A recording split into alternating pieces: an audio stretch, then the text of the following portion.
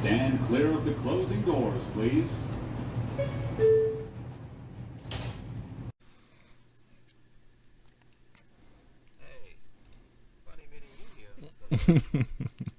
Hey, how's it going, Sean? Yeah, just making my weekly commute here.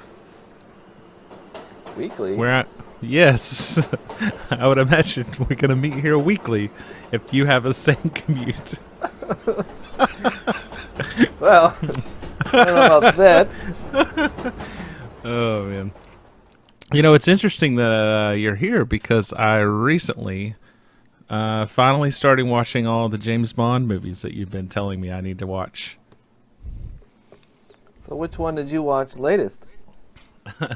Well, I started with the first one, which is Doctor No, which Oh, came well, out in I can't remember, but I'm sure you know off the top of your head. well, that's a strange coincidence because I just watched Doctor No. Well, we have a while to sit on this subway, so let's talk about it. Sounds like a great idea. Is that Looks like natural enough? This looks like a 3 hour train ride. All right, so I think you had to be a little tongue in cheek about it, about the fact that we're just on this subway randomly, and yeah. sounds good to me. Speaking of tongue in cheek, it's time for a word from our sponsor. Let me ask you, do you have annoying neighbors? Do you have annoying coworkers? Perhaps they are Chinese secretaries. Do you wish to knock them off Wi-Fi all day long and annoy them back? Do you enjoy nuclear products in your own home? Yes! Then Dr. No's Wi-Fi jammer is right for you. Put the jam in your hand in our portable size nuclear powered Wi-Fi jammer. Annoy those coworkers and neighbors back. And now we return to our regularly scheduled podcast. So, I'm coming at this from I'm nearly a lifelong James Bond fan. And you're coming at this kind of with new eyes. In this case, it's your first time watching Doctor No? Yes. My familiarity with James Bond is my first James Bond movie was GoldenEye, and I saw that in the theater. And I have seen everyone since except for No Time to Die, the newest one. And I had seen like parts and parcels of, Roger Moore films, but that's really my extent. And have not been like a lifelong fan in terms of like the old Bond movies. So yeah, I'm watching Doctor No for the first time. I just seen it, and it's my first Sean Connery James Bond movie. So I kind of have a modern moviegoer's opinion on these things, and I think it'll be interesting to talk about it and hear, your lifelong fandom versus my kind of modern cynicism. Yeah, I'm coming at But this what's from, interesting is, sorry, go ahead. I'm coming at this from, as you said, a lifelong fan. So I think it'll be interesting to go through these with you, with someone who's kind of looking at them with fresh eyes, because I think your nostalgia can kind of cloud what's really happening in the movie. Mm-hmm. But I think it's great to give people context to what's going on, because I think cinema has changed dramatically in the last 60 years. So if you're not familiar with the environment, or you're not familiar with how people sort of behaved or what was really going on behind the scenes, movies, sometimes they don't age well. So I think Yes. it'll be good to give context as we go through these too. Yeah, I think it'll be interesting. And it's kind of funny, our friendship began through James Bond a little bit, which we can talk about. Yeah, it kind of all began for me, the whole lifelong, I guess technically it's a misnomer because I think I was 10 or 11, 1990s. Lifelong minus 10. Yeah. Whatever lifelong is, minus 10. So the video game came out in 1997, so I guess I was 12. Mm-hmm. That was GoldenEye for the N64, which revolutionized, I guess, first-person shooters and kind of free-roaming characters and just being able to reload guns and shoot things and go on missions. There wasn't quite anything like that before. And then, of course, the multiplayer on that game was pretty much how most people spent hours and hours and hours of their time. Yeah, I mean, Doom, there was Doom and I think Wolfenstein and a few games before then, but this was kind of especially new for Nintendo. Also, the multiplayer, which was actually kind of an afterthought in the production process of the game. Like, I think weeks before the game launched, they were like, hey, we have this multiplayer thing we should throw in there. And it ended up being like the main draw because you just hang out with your friends and play GoldenEye. I remember specifically I had a birthday party where in my backyard we had a tent set up and we had an extension cord going to it, and we set up a TV in the tent, and me and my friends like camped out in the backyard and played GoldenEye all night. It was awesome. Yeah, and just like you, that got me into my first James Bond movie, which was GoldenEye. Mm-hmm. And I remember renting it. I rented it, and I watched it, and it was exciting to see how many scenes lined up with the game, because I played, I don't even know, it had to be countless, maybe 100 hours of that game through levels, replaying levels, and then, doing the time challenges and multiplayer. Yeah, because the time challenges unlocked all the cheats. That was another cool thing about that game, is paintball mode and big head mode and infinite ammo and all this other stuff, rocket launchers, and it was really fun. And it was interesting to see what the characters actually looked like, and that one outfit that they wore for like a scene, but their whole character and GoldenEye were based off of. Mm-hmm. Or, for example, the whole level that is the statue park is like 10 seconds of the movie. Mm-hmm. And, some things are omitted in the game. Some missions, like the frigate, are added that never really happened in the movie. Yeah. But it got me into, say, renting another one. So, once that one was done, I was like, all right, there are more James Bond movies. That was kind of cool. Let's just go rent some more. And that was not my experience. I watched this one and I was like, I think I watched the movie first and then I played the video game, and then that was it. Like, I wasn't really interested in the older movies. When I was growing up, like, I was just not a fan of older media at all. Nowadays I can appreciate a lot of older shows and stuff, but and that's part of the reason why this is enjoyable to me to go back and watch these. But as a youngster, I was like, "Oh, it's an old movie. I don't want to watch that." I don't know what exactly the draw for me was for the movies. Other than James Bond was just cool, suave. The villains were kind of interesting, memorable.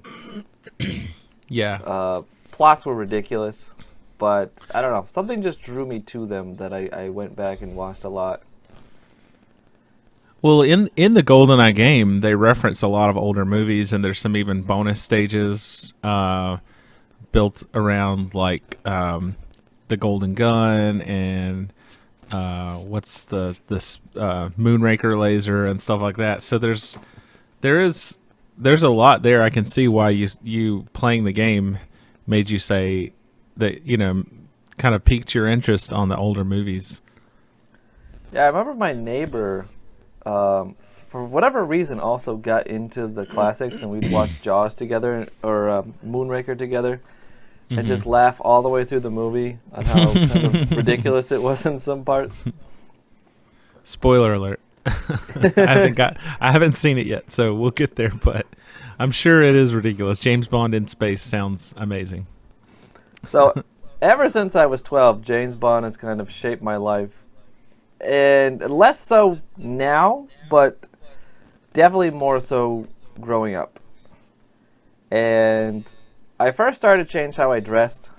So having no budget and it's not being very fashionable to wear suits to school, I would buy a lot of button-down shirts, or specifically Hawaiian shirts with collars, because it felt James Bondy to me, even though, looking at the photos, it clearly not even close. But you appreciated the that men could have style, that men could dress I did. nice, yeah. Eventually, when I got to college, I would buy some used suits on eBay, because that was the college budget then. And I wear them to class and whatnot, and on weekends, and be ridiculous about it. I used to buy these used hats and suspenders and all kinds of things. Things haven't changed much since then, other than I've updated some of the styles, Yeah. as opposed to the vintage look. But so my clothing style to this day is heavily influenced by Bond, in that I wear suits often, or just I like to dress nicely. I actually have the GoldenEye suit, which I guess we'll see eventually, the famous GoldenEye suit. I actually copied it as best as I could. Oh, wow. And what else? Traveling. So after watching all these Bond movies and seeing all these exotic locations, it got me excited into traveling and kind of having the confidence of getting on a plane and just going. You So- adopted the style and the jet-setting lifestyle of James Bond. Yeah. And I guess why we're meeting here today in New York on a subway is that I flew in from Shanghai, because that's where I live now. Oh, nice. I imagine you'll be flying in every week then. Yeah, I'll be flying in. For Flying every week, often. our weekly discussion. And yeah, so it just even not living in America anymore and just being an expat began with just being influenced by James Bond and traveling. And so I guess we'll eventually get to the locations I've been to that Bond has been to. There's not a ton, but there's a few overlaps. Yeah, and also I wanted to mention too, one thing that I know about your personality is that you love to murder people, which I imagine that you got from James Bond as well. Is that correct? Yeah, that's true. I also have a license to kill. I don't know if, I don't think you have the license to kill, but you still do it. Yeah. So I guess that brings us to 2010. And 2010, I was wandering through the mall. I had a gift certificate from my boss. I remember shopping for a nice coat at Macy's with it. And with some Christmas money left over, I saw that GoldenEye had come back out for Nintendo Wii now. They had remade the game. It was completely different, but based off the original. And had Daniel Craig's likeness used in the game. So it was kind of modern Bond Yeah. meets old story. And of course, I bought it, bringing back that nostalgia from 1997 and the hours put in. I played it, I beat it. And then I was looking at, like, what else can I do with this? And there was a multiplayer feature. Mm-hmm. And that's where we met. Yeah. So another James Bond live connection. Play multiplayer, we ran into each other, I don't know, somewhere in the levels, or I guess a mutual friend kind of met me and then introduced me to you. And then we kind of formed an online clan gathering of people that were just interested in playing the game. Yeah, and we played probably we played that game for maybe 3 years, 2 or 3 years. That And was then- a solid year where we were Mhm. on like nightly, and then Yeah. I think it kind of turned into weekends, and then it kind of fizzled out a bit after 3 years.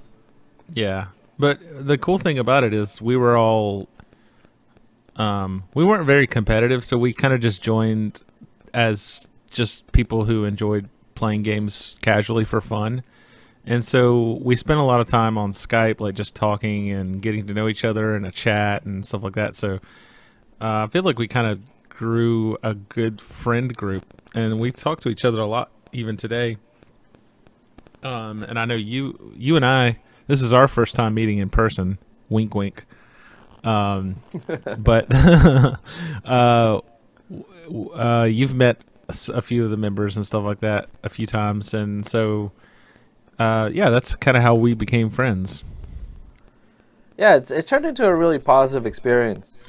It's hard to believe that was 13 years ago now. Yeah, online gaming 13 years ago, and we both had a very positive experience. It was a terrible landscape for online gaming. In general, online gaming can be terrible, but like especially then. So that brings us, me running into you 13 years ago, now brings us to talking about the movies and how they affect our lives, but also just kind of rewatching them for fun. Yeah. Yeah, and this was definitely fun to go back and watch Dr. No. Just to see the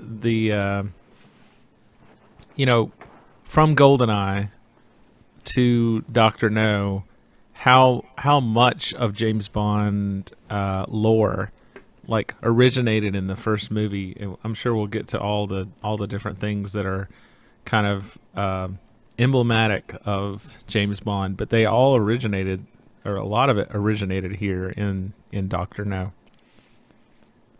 Yeah, I think one of the great things about James Bond is that it generally remains consistent. And all the little things start with Dr. No. And so as the series builds, there's that comfort zone to it, where the familiarity of what you saw before is comforting to see again, and you kind of expect it. Yeah. So Stand we clear call of the this closing doors, please. podcast, I guess, a review to a kill. Mm-hmm. And this was inspired by Loading Ready Run's From Rewatch with Love podcast. And just for the record, recording a podcast on a subway is a terrible idea. It's very noisy. You have no idea the editing that we have to do to get this without the car sounds and the sounds of random people walking by, and you know. Yeah, we've got to edit it's out a lot of shushing we're doing of people. It's strangely the subway car is empty though, at least from what you can see. But Well, people filming us from across the way. Keep talking. yeah, it's yeah. I brought a camera crew, by the way. All right. So I'll leave a link to their channel in the description. It's also a podcast. But I stumbled upon them, had to be like 2 years ago now. And they were rewatching all the movies together to lead up to No Time to Die. And I guess I accidentally just came across them when I was looking for something for On Her Majesty's Secret Service. I don't know why. But I found them, and I was ecstatic to find that they had many episodes already published on their YouTube channel. I went through, listened to them as a diehard fan, and then I remember listening to them during my planning hours at work. I would plug in my headphones and listen to their podcasts when they came out with the new episodes. And it reminded me of something I just always wanted to do, and I always wanted to just sit down with someone and just talk about my feelings about the films And I think it's going to be great to sit down with you and talk about them with someone who's just rewatching them or just watching them for the first time as I rewatch them for my countless time. Yeah. Yeah, I have fairly strong opinions about it, so it'll be interesting to see. Yeah, it'll keep me in check, but also it will allow me to pour out all my nostalgic feelings. So. Yeah. With that, shall we review the movie? Yeah. So, if I may start with just the intro here, is just the music. Let's just talk about the music. I know from my time period, well, actually, before the music, it's notable to kind of notice that there is no intro scene, like at least in the newer Bonds, and I don't know, I'm sure that this changes later, but there's normally kind of a like a intro stinger scene where something happens, and then then the iconic music kind of kicks in, and you get the eyeball shot and everything. But there's no traditional, at least pre-credit scene here, and we jump right into the eyeball shot. Yeah, Dr. No does not have a pre-title credits action scene. It does have the iconic, I use that word iconic that I hate. I know you hate it, but we have to use it sometimes. Sometimes we'll use it sparingly. Yeah. So there are some things about James Bond that are iconic. To me, something is iconic if you could recognize it almost exactly, or if I asked you to just draw it, you could. Or if you heard it, you know it. It's interchangeably related to the subject matter. Yeah. And I was watching something the other day from a absolute great Bond fan, but he kind of described things like James Bond's hat in a particular scene as iconic, and I'm like, no. No, it's not really. He very rarely wears hats. Yeah, and not only that, nobody would be able to redraw that. Like, even Oddjob's hat, which we'll get to in GoldenEye, I don't think Oddjob's hat is iconic. I think the act of him throwing it is iconic. Yeah. But if I asked you if Oddjob's hat, what kind of hat it was, or if it was a flat top or a dome top, or if it was a 1-inch ribbon or a 2-inch ribbon, you probably wouldn't be able to tell me. I believe it's a bowler hat. It's a round top, but I don't know the ribbon. But I only know that because the game. I would have said the same thing because I was looking to get one, and it's a bowler cap, but it's a flat topped bowler cap. Oh wow, yeah.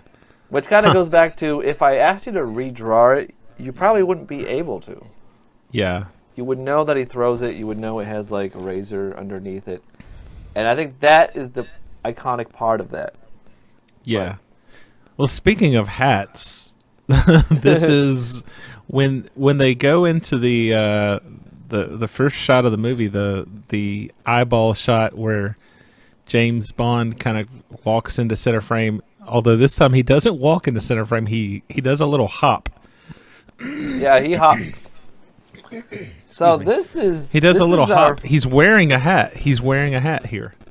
Yeah, this is our first scene of actually seeing James Bond, and it's not Sean Connery. It's stuntman Bob Simmons. Oh, I didn't know that. Okay. Yep. And by eyeball, I think you mean gun barrel.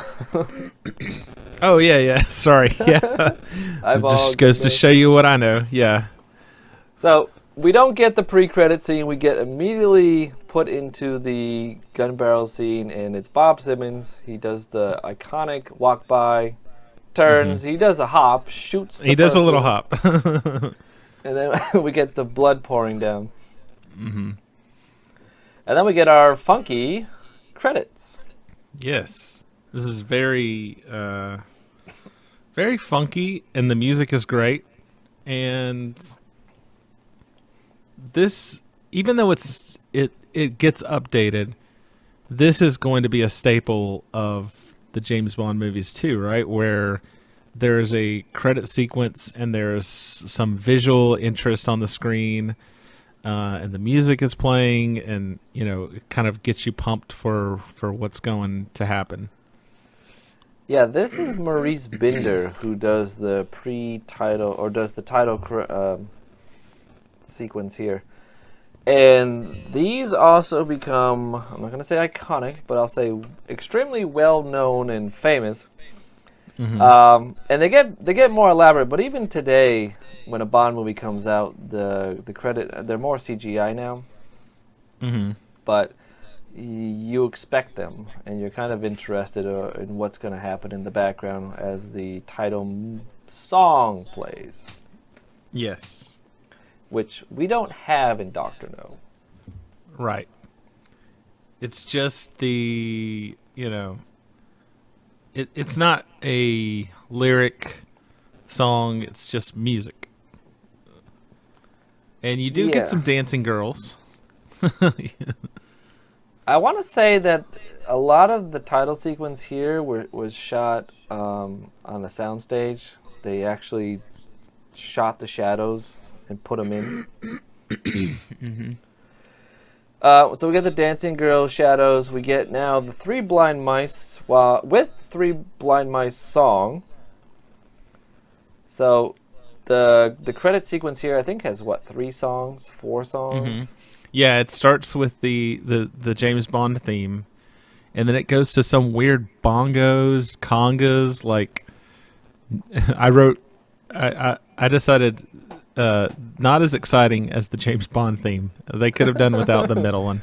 They could have definitely done without the bongos and conga. And then, randomly it seems like you hear this like calypso version of Three Blind Mice before it shows what the actual Three Blind Mice from the movie, or the Three Blind Men. And I was very confused for a few seconds, wondering why I'm hearing Three Blind Mice. I could see that. So as we transition out of the credits into the live action, we get the silhouette of the Three Blind Mice. We'll call them Three Blind Mice, but it's 3 guys walking with canes and holding out, I guess, charity cups, as they kind of feel their way with the canes down the street of Jamaica here. And we get a shot outside the Queen's Club, where 4 gentlemen are playing, I think it's bridge. Yeah, I'm not sure. But the decor is amazing. And what we'll have here is we'll have Strange Ways, who has to get up, and he has to go, what he's doing, he's going to check in with MI6. He is the station post for MI6 here at Jamaica. Yeah. We also get a look at Dr. Dent, Mm-hmm. who is sitting at the table, and we'll learn more about him later. But Strange Ways, he walks back to his car, he gives a coin to the 3 blind mice, or one of them, and then he's immediately shot in the back. Yeah. And one thing that I wanted to point out was how terrible the gunshot sound is. It sounds like a car door slamming. Like the sound effects of this was really terrible, in my opinion. Yeah, I guess sound effects in 1962 were not as up to speed as today. Mm-hmm. Now, I've never fired a silent weapon. I do all my murders full sound. In that regard, you are not following in James Bond's footsteps. So you like your murders loud. So I don't know what one actually sounds like, and everything I know is that you can't actually silence a gun; you suppress them. So I mean, for all I know, this 1962 sound might be more accurate to what a suppressed bullet sounds like. Yeah, it could. And Hollywood Hollywood has made us more inclined to that like pew Pew, pew sound. Yeah, yeah. But I honestly couldn't tell you what a suppressed bullet would sound Yeah. like. So, so one Strange Ways is shot, and he's thrown into the hearse, and the three blind mice drive off with him. We get a cut to his bungalow, I guess. Mm-hmm. And his secretary, she has this fake bookcase that she pulls down a panel of. She's got a huge radio behind there. And her goal is, I guess, is to make the general call to MI6. So she sets it up for Strange Ways. I guess he would show up and he would do the call, make sure everything's fine, check in with London. But we get the three blind mice again. And the terrible sound effects again, in my opinion. I feel badly for this woman because she just kind of is poor secretary and they just shoot her. Yeah, and at this point, there's no pretense of like they're three blonde people. They just all show up at her windows and just shoot her. Yeah, they're clearly not blind. And they grab these keys and they open up the file cabinet. And this is the first kind of And mystery stinger, which I think you can probably count as maybe in future Bond movies, like if they had made this later, they would have cut to the intro sequence here, you know, where you see the file that says Dr. No, and you get your first kind of like, ooh, you know, what is so important about this file, and you know, then the music would kind of cut in, and you'd say, oh, here comes Bond. But that's not what happens. But we can give them a pass for this being the first time they do it. yeah, that would have been the pre-title credits sequence there. But they steal two files. They steal the Dr. No file and the Crab Key file. And then it transitions over to the MI6 London office, where the person that's expecting the call from Strange Ways doesn't get it. He reports that the line is dead. And for whatever reason, this is a really big deal, because I guess agents never miss their calls. So they immediately phone this in. Yeah. This kind of reminds me, though, your pre-credits talk there. So, I will say that there are some aspects to these films that we're going to be ranking along the way. Pre-credits not being one of them. Credit sequences is one of them, right? So we'll be ranking the songs. Yes, yeah. I think we should include the at least have the credit sequence play a part in our ranking of the song. Really? I think we can. Let's talk about the pre-credits, because I think we should talk about if it's a hit or miss. Mm-hmm. Okay.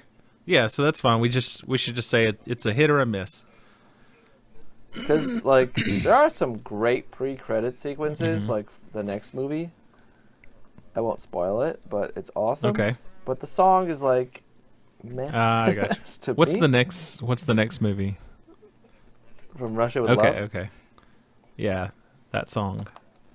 I'm aware of it already, so but anyway, so okay, yeah, so if we count the assassination here, the two assassinations from the Three Blind Mice as the pre-credit scene or as the stinger, what do you think? Is it a hit or a miss for you?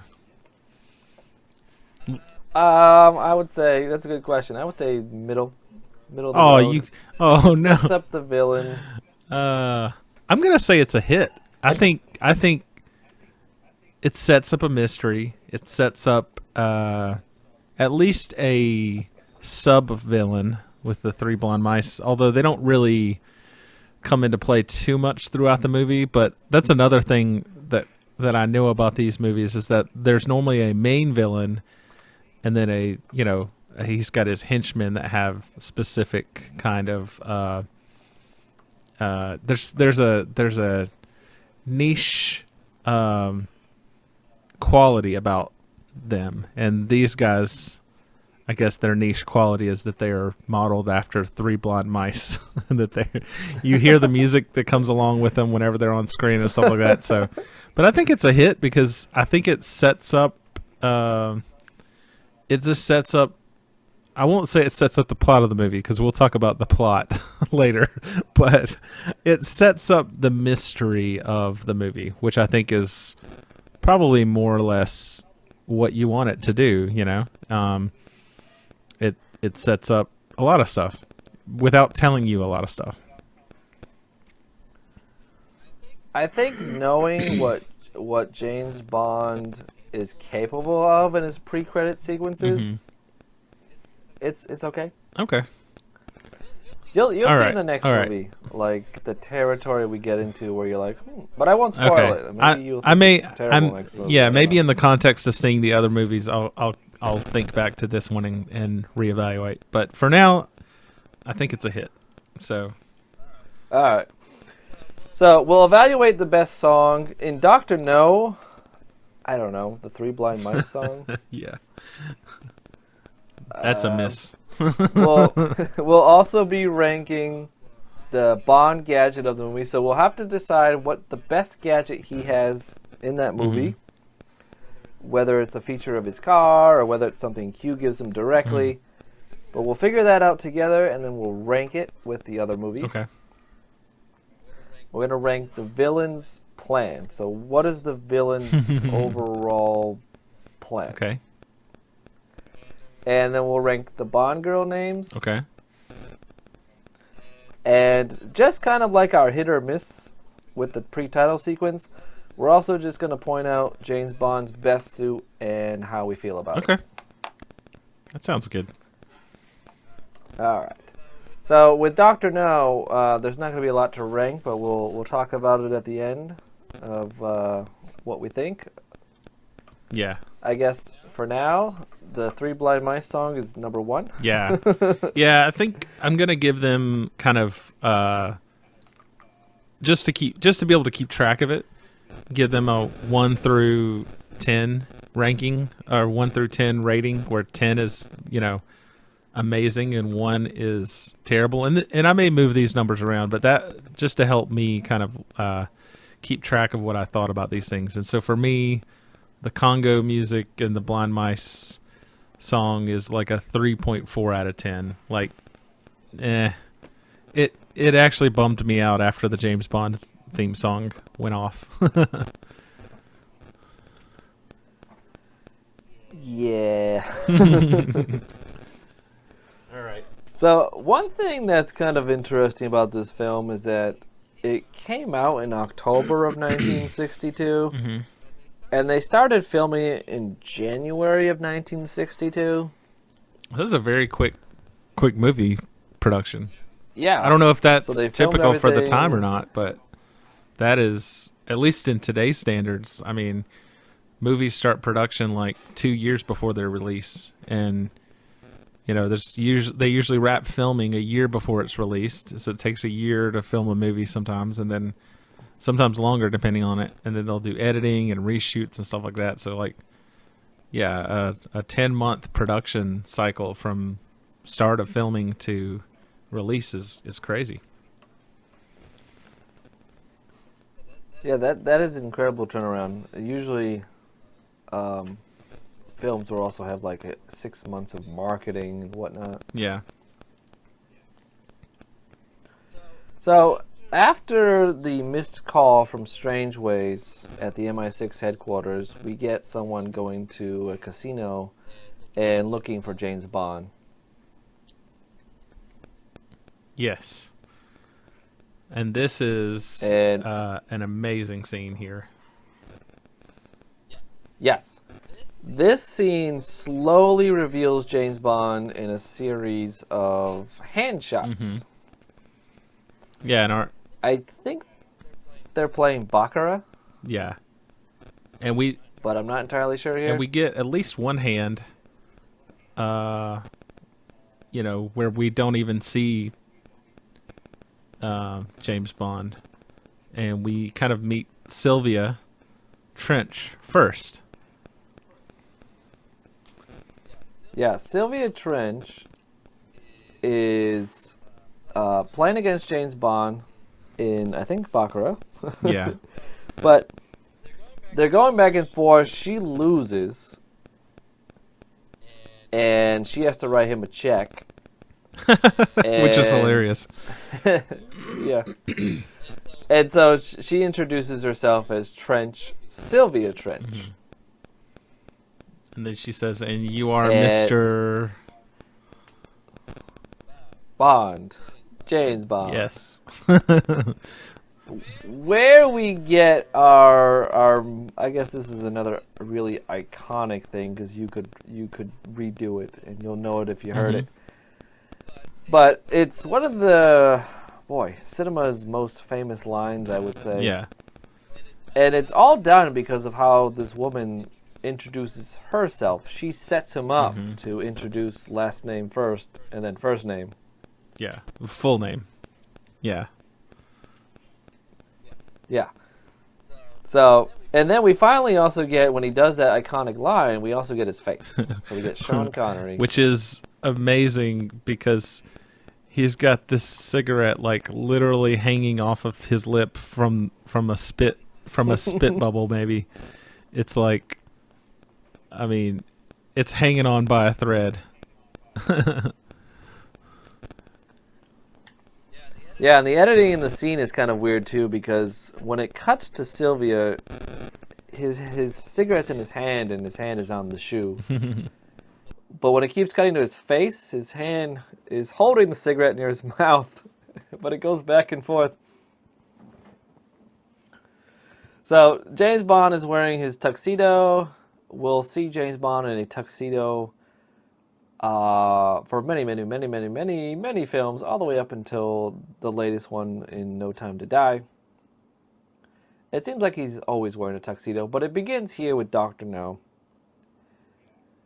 And overall, I think it's a pretty good tuxedo, but it has the 1960s satin cuffs on it, which I never noticed before until I watched the film in like 1080. And they're clear as day. We'll get to another film that makes an homage to this very outfit with satin cuffs and everything. But I guess we'll point that out when we get there in the far future with a different James Bond. And I want to make note of this scene too. This is where he's getting up and leaving because he has a message to visit MI6 because of Strangeway's disappearance. But this is the kind of first scene of the ladies' man, James Bond. And what is portrayed is that he's not very flirtatious with her, but she just immediately kind of, as he's leaving, she gets up to chase him to go after him. And so that's kind of like, James Bond is this like male fantasy figure, right? Where he's just so cool. He has these amazing clothes. He travels. He has all these women. And part of that is that like he doesn't even really have to try to get these women. These women are chasing him, throwing themselves at him, right? And that was kind of the first of, like I would imagine in the 60s that this was very unbecoming of a woman to be this, forward about wanting to track down and meet this guy and wanting to get his number and go visit his hotel room and blah, blah, blah, blah, blah. It was like, and he just so nonchalantly is like, yeah, here's my card, let's hang out later. But it's really her being the one that's forward about her exploits. It almost makes him it almost makes him sympathetic. Like, poor guy, he can't get away from these women that are just constantly, after him. If only he had a stick to And- beat them away with. In just the first few minutes of this film, it sets up a lot of the future James Bond formula pretty well. And like I was saying before, that consistency. He's well dressed. He's winning. He has the attention of women. And this Sylvia Um, Trench is arguably the first Bond girl. I think there are every movie has the Bond girl, like the main Bond girl, but then there are kind of like the villains. There's a sub villain.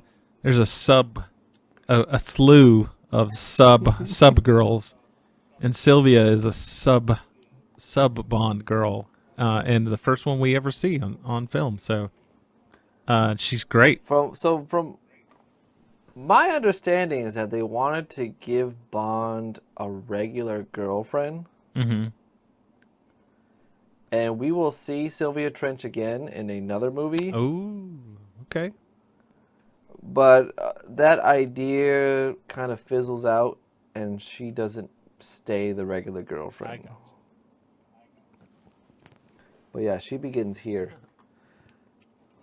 Interesting. So, once James Bond receives the note that M wants to speak to him immediately, he gets up from the table, and we see him cut away, still wearing his tuxedo, and he heads into this office called Universal Exports.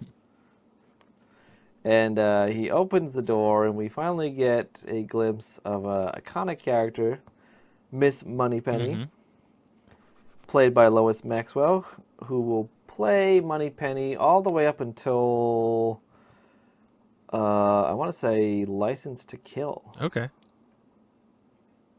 So, 1989, I want to say. Wow. Yeah. So, starting in 1962, she's going to be around for a while. And he comes in and he does something that becomes a regular habit. He throws his hat onto the coat rack as Moneypenny watches in awe. Of course, he lands it. Yes. Hangs up his coat and he does a little bit of flirting. Yes. Just a little bit. And Miss Moneypenny complains how she never gets taken to dinner by James Bond. Yeah. This will become a thing. So Lois Maxwell was offered the part of a Bond girl, one of them in the movie, probably an extra, or as Miss Moneypenny. And she wasn't really feeling the glamour of a Bond girl and decided to go with Moneypenny, which I think paid off pretty well because she'll end up in, 18 films. Yeah. She made the right call there, I think. So M buzzes in Bond. He gets to go through these double leather padded red I doors. love the doors. That's great. And they match the they're great. match the chair except for the buttoning, but that door is great. And I imagine there's probably some level of soundproofing. That's the concept behind that door, maybe. But it looks awesome. I'm guessing that's what's happening. Is it's supposed to be soundproof doors? They kind of look like headboards to me. Yes, yeah, like custom headboards.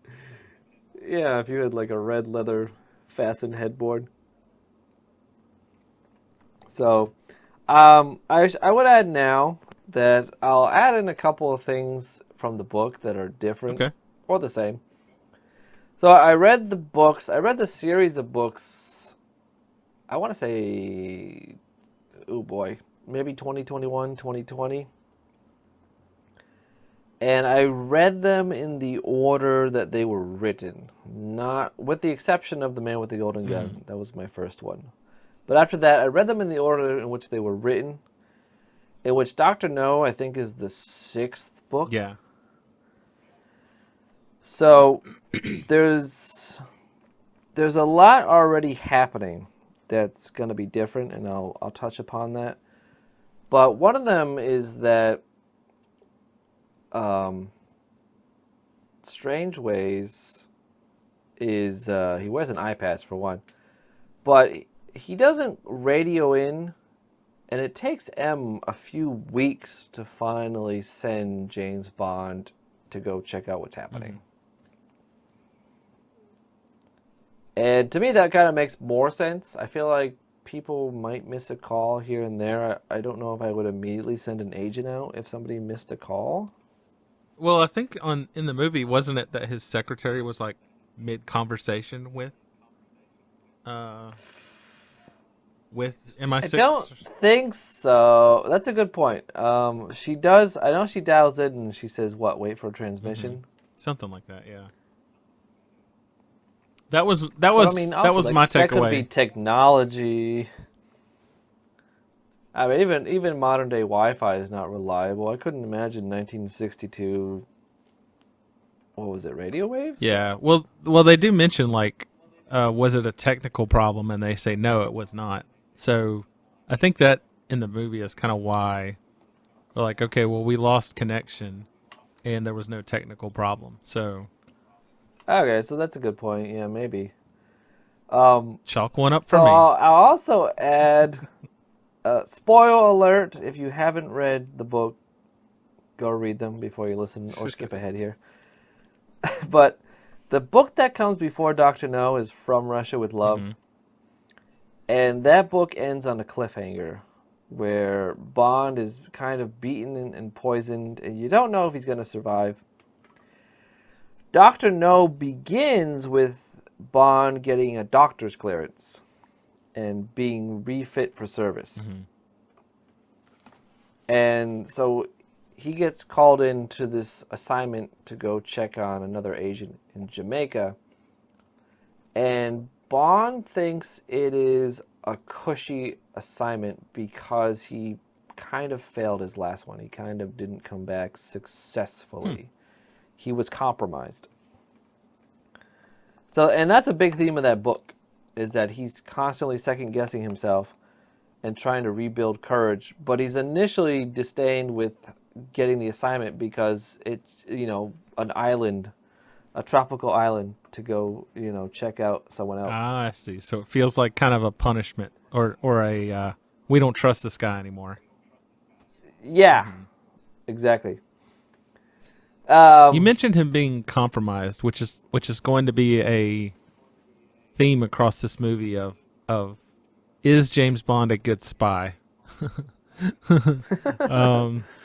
In general, in general, he doesn't really ever change his name. Like, he doesn't use aliases a lot, and I feel like he ought to become fairly well known as he just introduces himself, kind of iconically across all the films that I've seen. It's not like he's a secret agent, even though that's kind of what they call him. But we'll get more into that as we, especially in this movie, see how many people actually know what he's up to. Yeah, he's almost already famous and not a good spy because the minute he arrives in Jamaica, he's already known. Yeah. So M kind of gives him the briefing, and then we get Major Boothroyd, who is the quartermaster, to come in and give James Bond his only gadget, I guess. We'll put gadget in quotes of this movie. And quartermaster is the reason why they are called Qs, right? And he's not credited as Q, is he? Or is he credited as Q? He's credited, I think, as Major Boothroyd. Yes. The head of the Q branch, which is this. So this is basically the introduction of it without them, him calling him Q or him having any sort of, like you said, it's not a gadget. It's a gun. His first gadget is a gun. And it's not even like he didn't have a gun already. They replaced his Beretta with a Walther PPK, which is... Yeah, there's a slight nod to the previous book in that they kind of point out that his previous gun almost got him killed. Referring to the fact that he did almost die from poisoning in his previous book. I gotcha. What was his previous gun? Is it The it's the Beretta M1934. Yeah, and that kind of jams up on him, I guess, or something.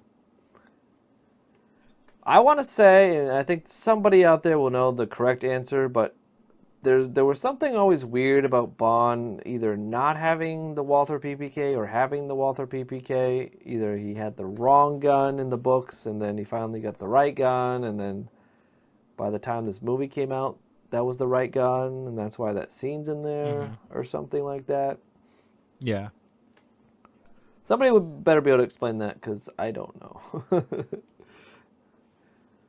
But he does try to steal that gun back, and M is already quick-witted and tells him, hey, bring that, because he slides it under the box that the Walther PPK comes in.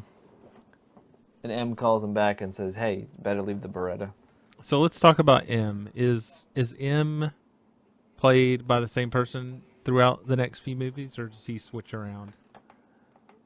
So M here is played by Bernard Lee, who will go on to play M for... He's got to be in at least a dozen films. Okay. I want to say Octopussy... Either Octopussy changes or that's his last one, and that's 1983. So, yeah, he's in it for quite a while. And even his office, we didn't quite talk about that. It's going to change a bit, but the consistency of this wood paneling and the sailboat picture and the fireplace, which they redid in the modern James Bond movies, which I think is kind of neat, because we'll go through a transition period in the 90s where everything becomes super futuristic and holographic and glass tables, but... Yeah. This MI6 kind of headquarters sort of remains consistent, and it has a homey feel, I guess. So James Bond gets his assignment. He heads back to his apartment, and this is one of the rare glimpses we get of James Bond's apartment. I think we see it one other time, to be honest. I like his gun holster under the tux, the shoulder strap holster. It's really cool. Yeah, that's pretty neat. He pulls out his gun and he wants to shoot at because he hears someone in his apartment. And who is it but Miss Sylvia Trench? Yeah, and she's in his bedroom shooting. It looks like practice golf balls into his hat. Yeah, which is on the floor. Yeah. And it looks like she changed out of her dress into something of his. Some kind of she's large a very shirt or large bathrobe. forward woman. Yeah. Again, this goes back to the fantasy, the male fantasy of just women throwing themselves and waiting at your apartment for you in your clothing and Now, she doesn't exist in the book. Okay. So there's something is suggested. It looks like they're going to have a romantic night. And we get a transition over to Bond arriving via Pan Am in Jamaica. And the Jamaican airport in 1962 looks super small. Yeah. I don't know if this is... Did they film this in Jamaica? Or was this filmed... Yes. Okay. Is this actually in the Jamaican airport in Kingston? That's a good question, and I want to say yes. So James Bond's secretness here is put into question when we get who we come to find out later is Felix has already kind of on to him arriving in Jamaica, as well as who we learn later to be Annabelle Chung, the photographer, who is not conspicuous at all about her picture taking. So immediately Everyone in upon this film is terrible spies. yeah, so immediately upon landing, he's tracked by 2 people at least, and probably actually a third, because the cab driver here is actually kind of tracking him too, is onto him. So Correct. So we get the over the shoulder shot of Felix Leiter, who we don't know yet, as you said, waiting for James Bond to arrive. So we think, okay, that's a villain. Then the minute he walks out the door, the photographer just flashes him right in the face. yeah, And then licks the flashbulb. yeah. Clear of the closing doors, please. So that is Marguerite Loires, who in 1961 was Miss Jamaica. But she's playing a Chinese lady, we assume, right? Chung. Yes. And I had zero idea that she's supposed to be Chinese until I looked at the credits. Because she does not look Chinese. I never get any vibe that she's Chinese. I don't even know why you would try to make her Chinese. Yeah, so this is kind of a another theme with the movie, is that for some reason there are many non-Chinese people playing Chinese people in this film, including Dr. No. There is one that has become uncomfortably so, I'll say, when we get to her. This one, I had no idea she was supposed to be Chinese, so I never even had a second glance or even thought about it. Yeah, it's strange. She doesn't look Chinese at all. I think that they were trying to, connect all of Dr. No's people as being Chinese. So in the book, he was part of this Tong crime family or whatever. And on the island, he surrounds himself with a lot of Chinese henchmen. Yeah. But in the film, that's not so obvious. And I don't even know if it's ever really talked about. Yeah. But yeah, we have someone who last year was literally Miss and then her country name, trying to play a whole different nationality. Yeah. And it does not work. No. But yeah, she takes this photo. It's very, very obvious. He tries to hail a cab, but this person, a driver, dressed in a uniform, approaches him and says that the section has sent a car for him, and he's instructed to drive him. Yeah. And he's a henchman of Dr. No, who we come to find out. And his name is Mr. Jones. And I don't think that he is supposed to be perceived as Chinese. So maybe I don't think so. Maybe my theory is wrong. But here's an example of James Bond being a good spy. So he picks up on the fact that it's odd that a car was sent for him. So he goes and calls headquarters, just at least I'm guessing the headquarters in Jamaica, and it's just like, did you send me a car? And they're like, no. So. And one thing I never noticed before until second glancing is that the woman that took his picture, Miss Chung, goes over to the taxi driver that's picked up James Bond and kind of glances in the trunk and kind of glances at the taxi driver while Bond is looking at them. Yeah, they're just both hanging out together. Yeah. It's like super obvious. So he's kind of very suspicious, like, huh? Yeah. He's a bad spy, but to his credit, the other operatives are worse at their jobs. Yeah. The And 2 people watching him whatever- for no apparent reason, a taxi driver and a photographer, decide they're going to hang out together for a second and talk. And for whatever reason, the station people were like, I never thought you would want a car. We didn't send you one. He's like, you're correct. Mm-hmm.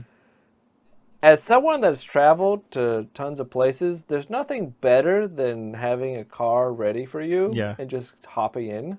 Yeah. There's nothing worse than having to drag all your luggage to find a taxi and get in the taxi line. Yeah. But, yeah, so that seems like a strange request. They're like, no, I wouldn't want anyone to pick me up from an airport. Why would I want an airport ride? Yeah. I would totally want to find my own way around Jamaica.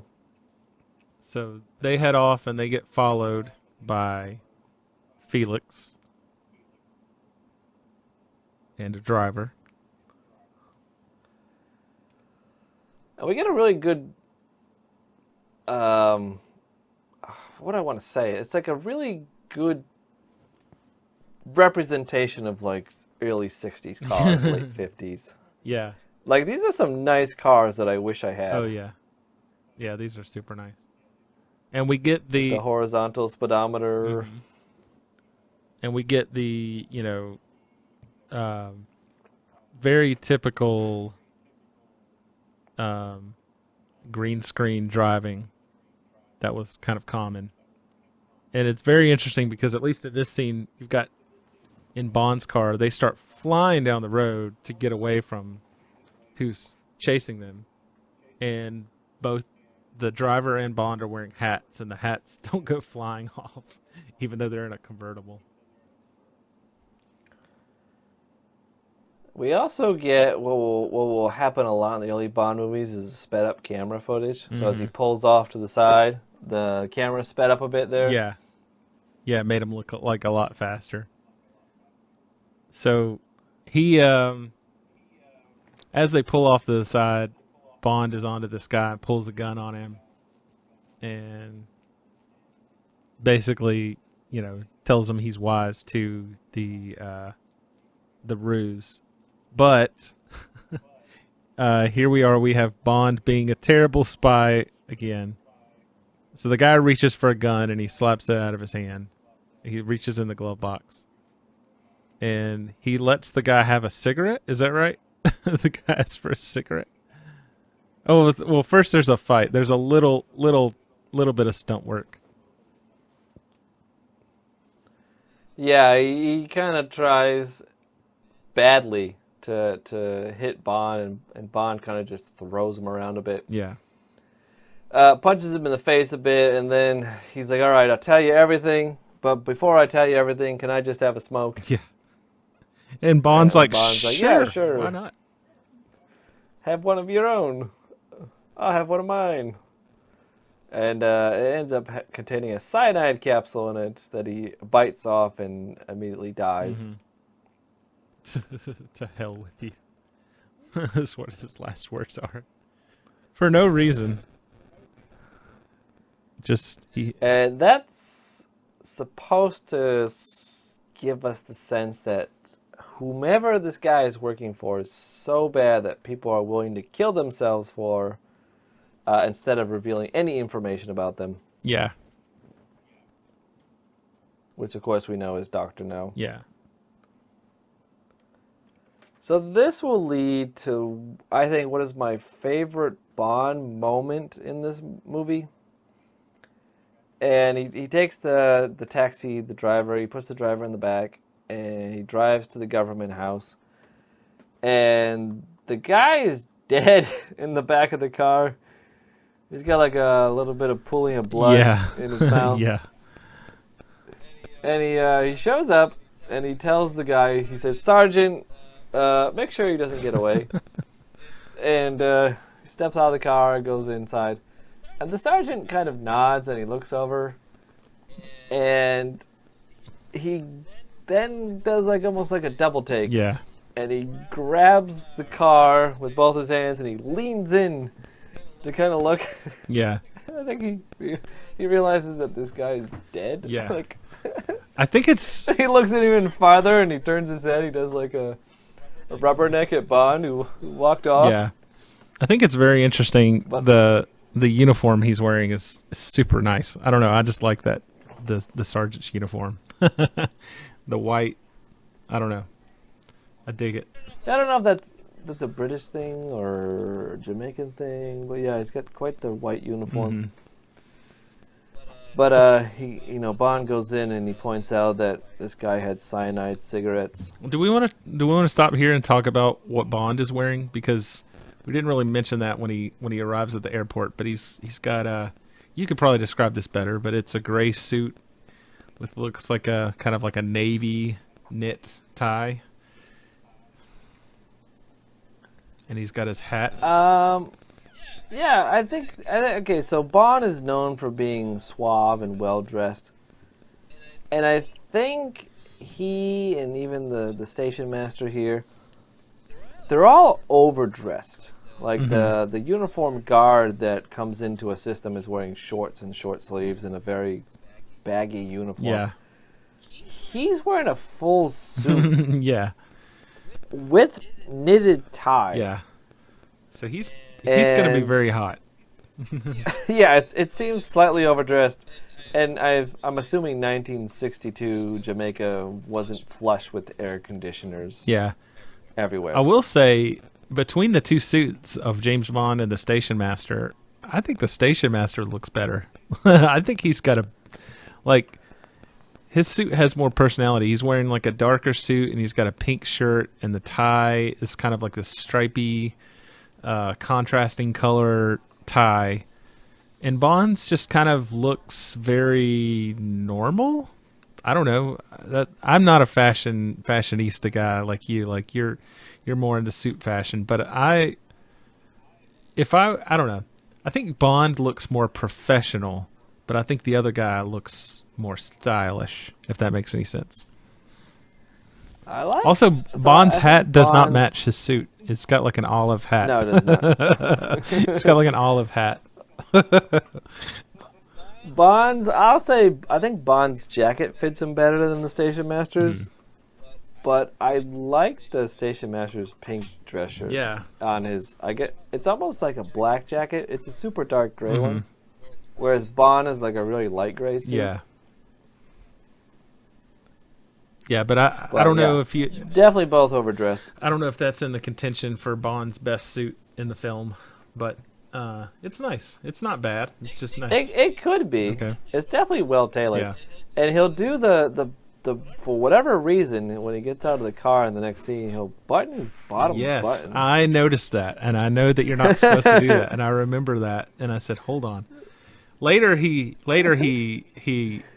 fixes that, but I don't know if that's a faux pas back in the '60s or not. But it definitely in today's era Oh, yeah. is a That began with one of the early kings of England, so it's been a faux pas for a long Yeah. time. Is there a reason that it's a faux pas, or is it just? I mean, Yes. okay, explain the reasoning. So someone's gonna know this better than I do. But I'll say it began with a bit of an homage to a king. I don't remember which one off the top of my head, but he was a little bit portly, and I think it was his vest in particular, wouldn't button all the way. So Ah, okay. generally, when you wear a waistcoat or a vest with a suit, the last button is never buttoned because of that. Yeah, I gotcha. It makes sense. It definitely That- feels more comfortable when you're wearing it. Like you're not does. cinching the bottom of your waist where it would kind of be obvious where your waistline is. It kind of makes it. It kind of And- tapers your waistline a little bit. Yeah, and we'll see some interesting examples of that when we get to the GoldenEye suit, and I'll point them out. Okay. But my guess is that carried over to the jacket, and with the jacket, what it is that the jacket is tailored to be buttoned with the top button. Yeah. It's not tailored to be buttoned with both. And if you button the bottom one, what you'll do is you'll pull in the bottom of the jacket and you'll end up bunching it up. Because it's almost like a cape. It flows from the button outward to eventually the vents. Yeah. But if you pull it in, it's not tailored that way. So in fact, you'll have more torso than jacket. and it'll look kind of strange and bunched up, especially in the back. You'll kind of feel yourself falling out of the back of your jacket and out of the vents. Yeah. And so one thing I've noticed living in China is that a lot of men, and even in America actually, people will post their wedding photos, but I see here a lot more. A lot of men, when they rent their jackets for their wedding photos or for their wedding days, will button both buttons. Oh no. And then take all their photos in them, and it drives me nuts. Yeah. I'm not a style guy, but I do know that much. I know that. And you'll see it. It'll bunch your jacket. If you have a really trendy jacket, it will come with just one button. Mm-hmm. And if you have like a 3-button suit, which is unusual but possible, it's okay to just do the middle button. Yes, yeah. But bottom is a no always. Yes. You just end up bunching up the jacket and looking a little wrinkled. Okay. One thing I did want to talk about, though, since we're talking about Sean Connery's looks and James Bond's jacket, so I heard many, many, many times that Sean Connery has started to go bald at 21. And so he's bald for all of his films. Huh. So is he wearing a hairpiece? Yes. Oh, wow. He's wearing a hairpiece in this film. Wow. Huh. And I did some digging on this, and there's only one source that says he's not wearing a hairpiece, and that's the IMDb trivia. Huh. That's interesting. And it'll say he'll go on to wear hairpieces, but so I guess throughout this film, I don't know if he is or is not. I cannot tell. Mm-hmm. And I haven't been able to find a source of somebody that was like, yeah, I was there, and definitely. Yeah. But to be fair, IMDb Furniture, that's their first trivia mark about how he's not wearing a hairpiece in this outing. Their second piece of trivia also says that the furniture is slightly smaller to make Bond look larger. Oh, really? Oh, that's awesome. Which I can't imagine that's even remotely believable. Yeah, I don't know. Because it would make everyone look larger. Yeah. And he also just sat in like the largest chair in the head station master's office there. Yeah. So that's IMDb trivia for you. So I don't know. Yeah. He may be wearing a hairpiece here. He may not be. We'll be on the hairpiece lookout there. Yeah. Hairpiece watch.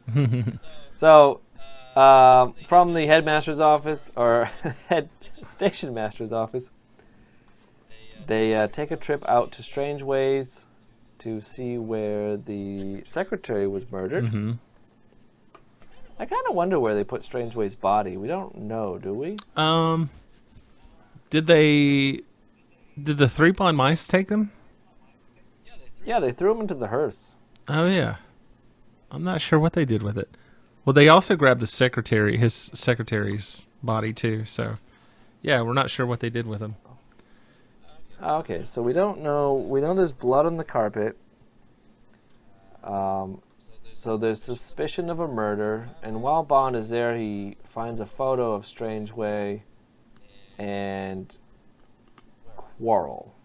Yes. He sees that one of the local fishermen is in the photo with Strangeway, and he asks the officer that attends with him, who is that? Yeah, so that's his lead that leads him to Strangeway. Now, in the book, Quarrel was already in the previous book. Mm-hmm. Because Bond has already been to Jamaica. Bond goes to Jamaica a few times, because obviously Ian Fleming loved Jamaica, and he had a summer house there called GoldenEye. Yes, yeah. Which is how they get the film name. Yeah, because there never was a GoldenEye book from Ian Fleming, right? Nope. Yes. I want to say it was Live and Let Die that they're in Jamaica again. Mm-hmm. And so there's already a whole pre-story with Quarrel and whatnot, and Quarrel is actually the one that picks him up from the airport in the book. Yeah. in Strangeway's car. But here we get a scene where he's asking about him because he's in the photo with Strangeway. So after James Bond checks out the scene of the crime at Strangeway's house, he's back in his hotel where we get some interesting spy stuff that he does, I guess. Yes. This is, as much as we talk about him being a bad spy, this is talking about him being a good spy. So he is aware of, this is a good example of him being a good spy.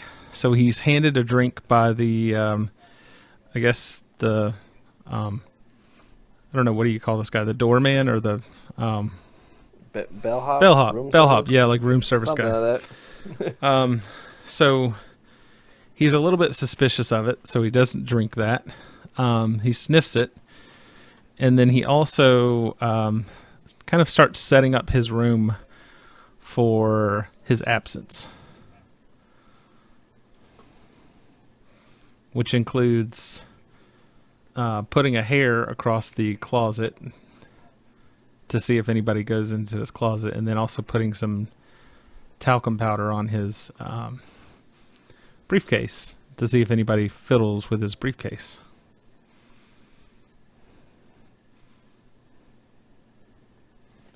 Which is smart. One thing I want to point out is the bellhop doesn't say shaken, not stirred. He says mixed, not stirred. Yeah. But that bathroom, that all green bathroom that's behind him that we can see into, Yeah. is absolutely atrocious looking, but also it's carpeted. Oh no. It's a carpeted, yes. His whole hotel room is carpeted, and then there's another carpet on top of the carpet. Oh yeah. You see that a lot in like 60s and 70s movies and stuff. Like carpeted bathrooms are very common. Yeah. And I'm assuming this is a Pinewood Studio set because I can't imagine carpets in Jamaica holding up at all. Oh yeah. That would probably mold pretty quickly. Mm-hmm. So yeah, go ahead. Go ahead. I was just gonna say, so he takes the lead. He goes to visit. He also finds out that Strangeways was last seen here at this club, with these fellas. So he goes and visits. I don't know the other two guys, but Dr. Dent, who was kind of a sub villain of this movie as well. Well, one is the station master. Oh, that's right. Yeah. Who's wearing a different Dr. suit Dan. now? He's wearing still looks like a dark gray or navy suit with like a white shirt. So he's changed in the meantime. Yeah, and Bond's changed his suit too. Yeah, this is a different gray suit, right? Slightly different. I want to say it's That's a, Glenn Check, I think is what he's got. wow, I didn't Like even. a tan Glenn Check. Yeah, it's a little more tan. Yeah. So he packed a big suitcase because he got like at least 3 suits for Jamaica. Yeah. I know that when I travel to tropical islands, I like to pack multiple Suits. Yeah. Knit ties. wool suits. Yeah. Because in the next scene, he's going to be wearing, I think, a completely different light gray suit from the one he showed up with at the airport. Oh wow. So he finally Same meets. tie, but I think it's a lighter gray suit. Yeah. So he finally meets Quarrel here, and yeah, the contrast of what they're wearing is kind of funny because Quarrel is wearing, very appropriate Jamaican clothes, and Bond is like just has to be sweating profusely here. I think everyone in this movie except the British people are all appropriately dressed for tropical island. Yeah. And then the British people, I guess because England is so cold. Well, and the American people, the American person. Oh yeah, and Felix Leiter. So I guess because maybe he's from Northern America. They're just all so cold that when they get to a hot place, they just don't know how to adapt. They got to wear their suits. Yeah. I know that Daniel Craig gets better at this and wears very, very, looks like comfortable, but still suave outfits in tropical places. But I mean, to be fair, Roger Moore is going to wear like some safari jackets. okay. When he goes to India. But he'll also wear a suit in India, too. Yeah. I would say that the scene where now he goes and meets Quarrel is the best suit of the film. Okay. This very light gray suit. Gotcha. I like And it. Yeah, I think it's nice. It's going to be very similar to the GoldenEye, or the Goldfinger one. Mm-hmm. And in 1080, which is what we watched it in, I don't think it's patterned, but also I can't be entirely sure. Yeah. I think it's just a woven light gray suit. But it's tailored very nicely, and it fits him pretty well. It's a little loose, but I think that's the 60s, right? Well, the jacket was slightly loose so he could fit his gun holster in it. That makes sense.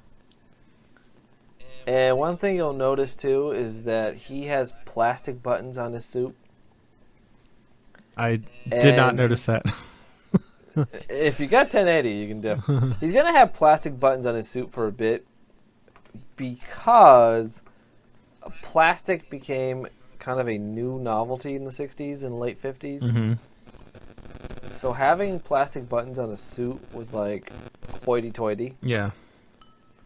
And obviously now, not so much.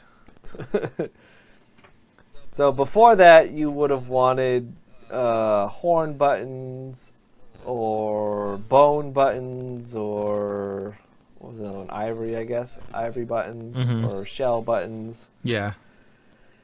But, you know, plastic buttons, once plastic came out, that was kind of a cool thing.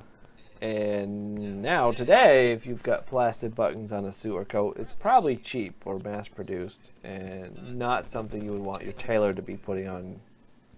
Yeah.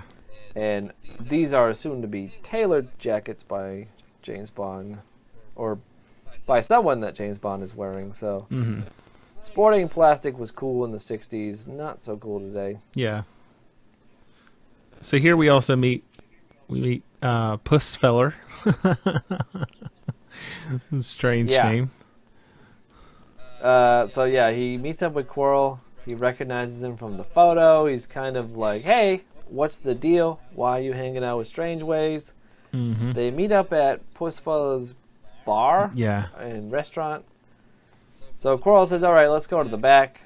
I'll tell you everything you want to know, but he ends up pulling a knife on him. Sitting on a box of Red Stripes, which is great. It's a famous. Is that like a Jamaican beer? It's a famous Jamaican beer. So yeah, then Puss Fella comes from behind and grabs him. And apparently it's well, the Red Stripe boxes are all empty, luckily, because Bond throws them in there. But it's apparently said that Puss Feller he's wrestles alligators, so he's strangely strong, right? But Bond has no problem just throwing him around. Yeah, in 2 quick moves, he kind of disarms both and throws them both. Mm-hmm. But then we get Freeze with Jackie Onassis. Oh, sorry, no, Felix Leiter. This is Jackie Onassis glasses.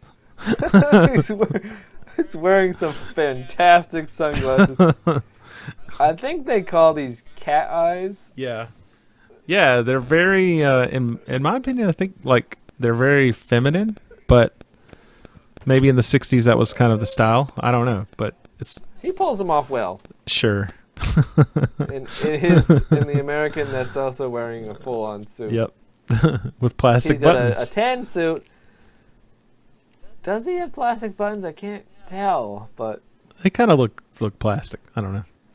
He's going for the brown motif. Yeah, he's got a dark brown tie and tan, kind of khaki suit. But it's revealed that Quarrel is in cahoots with Leiter. They're all friends, as with Pussfeller. So they're all. I guess that's a big misunderstanding, and that they're all cool now. Yeah, they're all on the same side. So the next scene we get is, I believe, Pussfeller's restaurant at night when people are out now drinking and showing up, and there's a live band. Yes.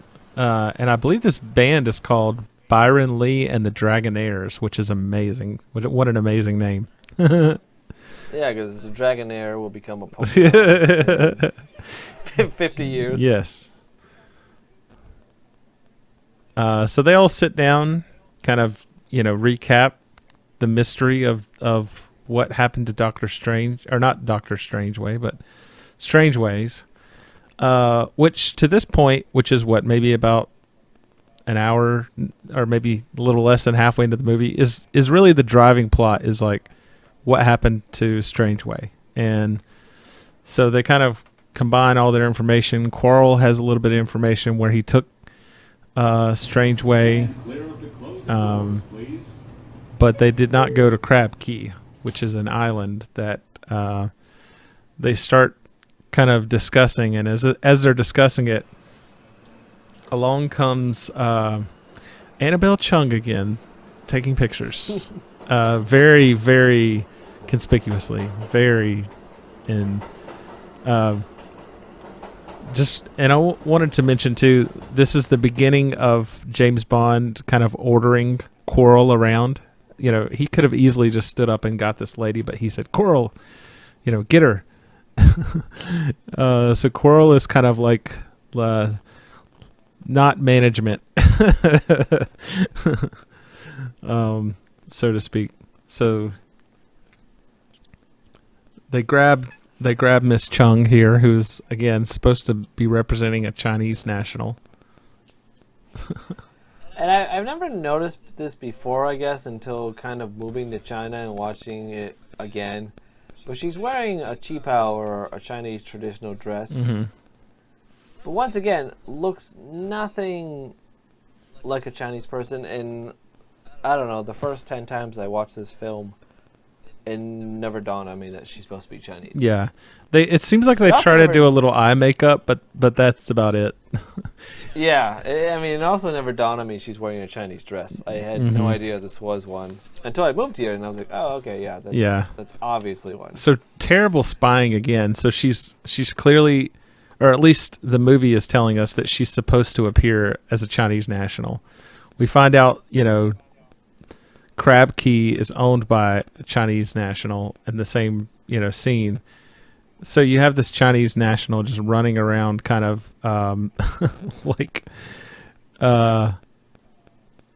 taking very close pictures of James Bond, and he's not supposed to figure out that she's working with Dr. No. Like, she's terrible. She's a terrible spy. She earns the worst spy award here. Yeah, and the plot in this movie moves kind of quickly. In the book, because Bond already knows Quarrel, they spend several weeks together working out and getting fit again. And Bond, once again, thinks it's kind of a fake job and it's more of a vacation. So he's not taking it as fast and serious as the Bond in this film is. Yeah. And I would say this film, it almost seems just like a few days from when he shows up to when the film ends. Because I still think this is the first night that Bond is here. Yeah, I agree. I think he arrived in the morning, so he's changed suits 3 times. Yeah. Well, he's at least once. Suits. Yeah, because Felix is wearing the same clothing. Coral's wearing the same clothing. Yeah, this is the first night, I believe. So, yeah. So you said the plot moves quickly. Whatever the plot is, I guess whatever the plot is. In movie, the time is passing fairly quickly. At least it's a very short span of time. But yeah, the plot of this movie gets a little weird later. Again, we'll talk about that. But so they figure out, a little bit more about Annette or Annabelle Chung, and she scrapes Quirrell's face with a flashbulb, and he just doesn't react at all. It's so weird, his lack of reaction. I don't know if it almost, like, to me, like the way that they talked about Pussfeller having like superhuman strength made me maybe think, is that what they're trying to play at with Quirrell, that he's like superhuman somehow, like, or he's just a tough dude? I don't know, like. I don't think so. I think he's just being a really tough dude. Like she smashes that flashbulb and then scrapes it along his face, and he kind of just like does a double take. He's like, "That's fine." Yeah. He wipes the blood right off, and it's like nothing. That's it. That's good. So the plot's moving quickly, and what we've learned here at this kind of dinner with James Bond and Pussfellow and Leiter and Quirrell is that Quirrell had taken Strange Ways to Crab Key, where he picked up some rocks. Mm-hmm. And he brought these rocks they were strange rocks. He felt that they were radioactive or something, and he had brought them to Dr. Dent, the guy who we saw at the beginning playing bridge at the club. Yeah. And Dr. Dent returned them as normal samples. Mm-hmm. So, and didn't mention anything about the radiation. No. And in the film, Crab Key and Dr. No are running a bauxite mine. Mm-hmm. In the book, it's a guano island, I guess. And he collects all this bird poop to create fertilizer with. It's awesome.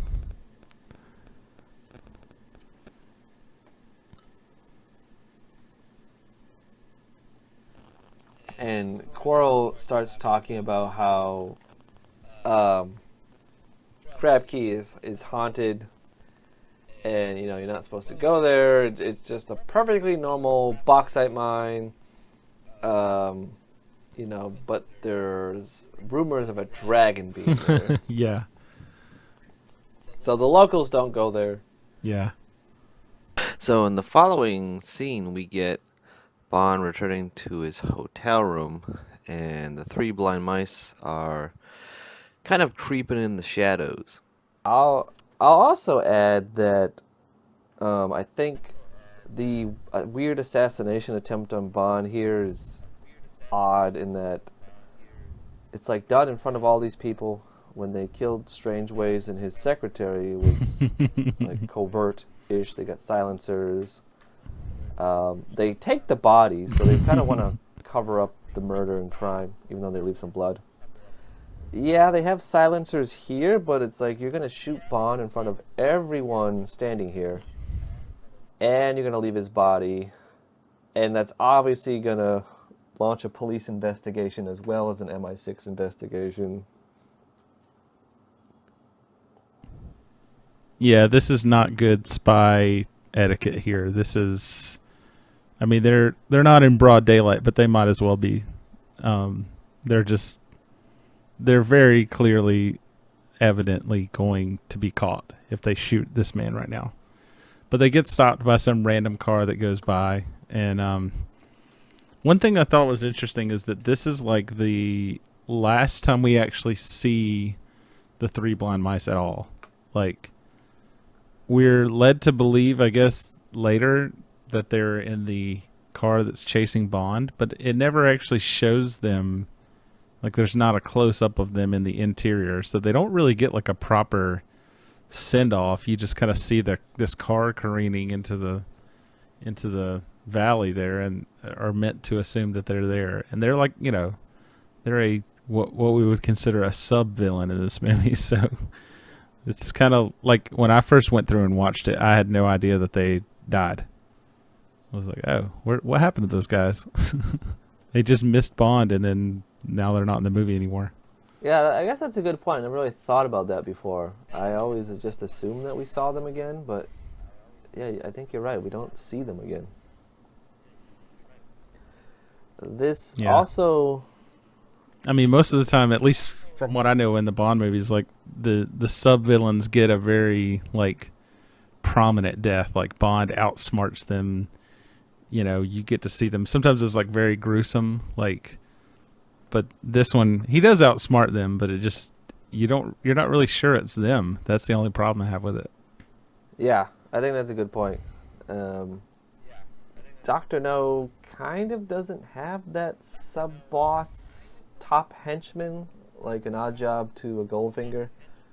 It probably is the Three Blind Mice since they opened the movie and there's like a whole song about them. But they don't really get yeah. Or I thought you could maybe consider the dragon as a sub boss because they actually have Professor Dent. the dragon tank. Yeah, Professor Dent is, but he, most of the time they have a quirky physical attribute or something, and more akin to the whole Three Blind Mice thing. Even though theirs is just kind of like this means of, pretending to blend into society This or whatever. might also be the last night shot of the movie, since I'm convinced we get day for night later on. The last actual night, yeah. I wasn't. Yeah, you had to tell me what a day for night shot was, and we'll get to that because there's several when they arrive at the island, and then Professor Dent when he arrives at the bungalow later. It's a day for night. It seems pretty easy. So sure. in the next scene we have Bond. I think it's the following day. And I will add that this goes pretty quickly in the book. It takes several weeks for Bond to work out with Quarrel on the island, and then they kind of target Dr. No. Here it seems just a few days. So the following day, Bond shows up at Professor Dent's office to talk about the receipt he found in Strangeway's bungalow about the stones that he had appraised. And, of course, he has a Chinese secretary. Yeah, I actually just thought about that. Like, is that supposed to be meant as a clue? Like, because all the Chinese nationals around are working for Dr. No, that, like, Professor Dent has a Chinese secretary. I mean, if you're trying to be covert and it's the 1960s, I feel like having an all-Chinese mafia on an island in the Caribbean is kind of Jamaica. Obvious. Yeah. You're like, yeah, I'm not a bad guy. Here's my Chinese secretary.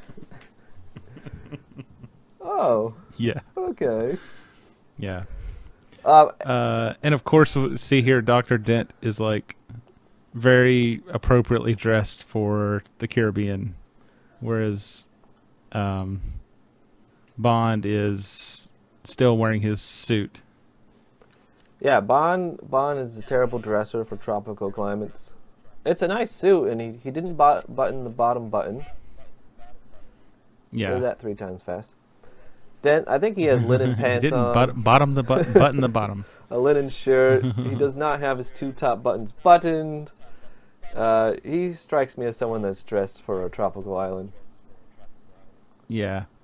And I would say that this is in contention for best Bond suit of the movie. Like, it's very nice, in my opinion. I like the darker. He's not the most appropriately dressed, but he looks very sharp here. I think this is technically a sports coat. But he's got unmatching pants. What's the definition brown here? Pants, dark blue blazer, and I think he has light blue shirt, and then he always wears this woven blue tie. Mm-hmm. Which originally, when I watched the series on my 20-inch television, and I watched it on video, I could never tell that this was a woven tie, but now you can. Yeah. If you got 1080. Yeah. So Dr. Dent tells Bond, Strangeway was convinced these were valuable rocks. He appraised them. They weren't valuable. No big deal.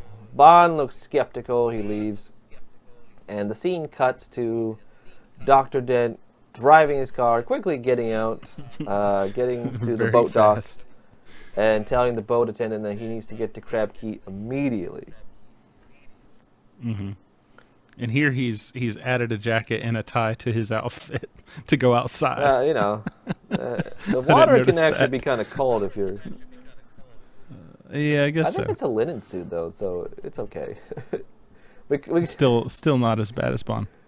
we cut to a miniature of Doctor No's hideout. In this book or in this movie, I didn't notice that they were miniatures. I did not notice that this was a miniature. I think the boats give it away, and you have to look really carefully. Otherwise, it's really well done. You wouldn't know it's a miniature. It cuts quickly. You get an overhead view.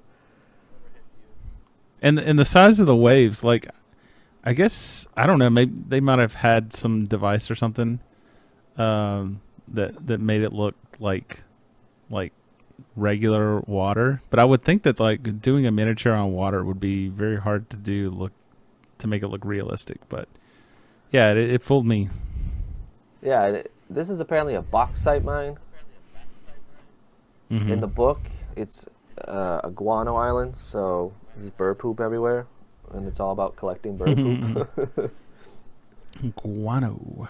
For me, Doctor No's, I don't know, island thingy never really matched up with the interior shots. Like, do they? I'm guessing it's mostly all underwater, because we see like the Yeah, I think portholes. so. But I couldn't quite get my head around like the shape of this building to what we see later. Yeah. But it doesn't matter because it's all gonna. Spoiler: it's all gonna get blown up. Yeah. So then, Professor Dent gets to talk to Dr. No. This is the first actual kind of anything about Dr. No, and I don't know what's the timestamp here in the movie, and this is the first time that we're about 40 getting minutes any- into the film. we haven't seen the villain. We haven't, and no one's talked to him. This is the very first time that we're seeing this villain, or we're not actually even seeing him yet. Talk about this set. Like this is an amazing set. All right. His So room. the set designer on this film was Ken Adams, who would do another Doctor. Help me out here, Doctor Who? Doctor Who? No, Doctor Octopus. Strangelove. Dr. Dre. Oh, okay. Doctor Strangelove. Dr. Pepper. He'll do the War Room set in Doctor Strangelove and how I learned to love the The bomb. Yep. All right, so yeah, he'll do that set as well, and I would say his sets are extremely recognizable in how massive they are. And this Yeah. is why I think that trivia on IMDb about how all the furniture was made smaller. With Ken Yeah. Adams' sets, nothing could be bigger, so I don't get that at all. But the set was pretty simplified. There's nothing in this room except a giant overhead sunlight. Yeah. And there's a chair, this kind of oddly shaped chair. Marble flooring looks like, and like the chair is on a portion of raised marble, it looks like. I don't know, it's interesting. It's one of these old colonial Like, what terrace is- chairs too. What is this room normally used for? Like, is it just meetings? Like, I don't know. like- yeah. you hear the kind of like he has the voice of God thing going on where he like speaks His down interrogation room. downward from the heavens. Yeah. I like the It's- lighting. it's a very too, odd How room. it comes through the top and it lights up the whole back wall, and you have that. Mm-hmm. I don't know what to call it. That mesh, wide mesh over the window now, being put onto the wall through the sun. Yeah.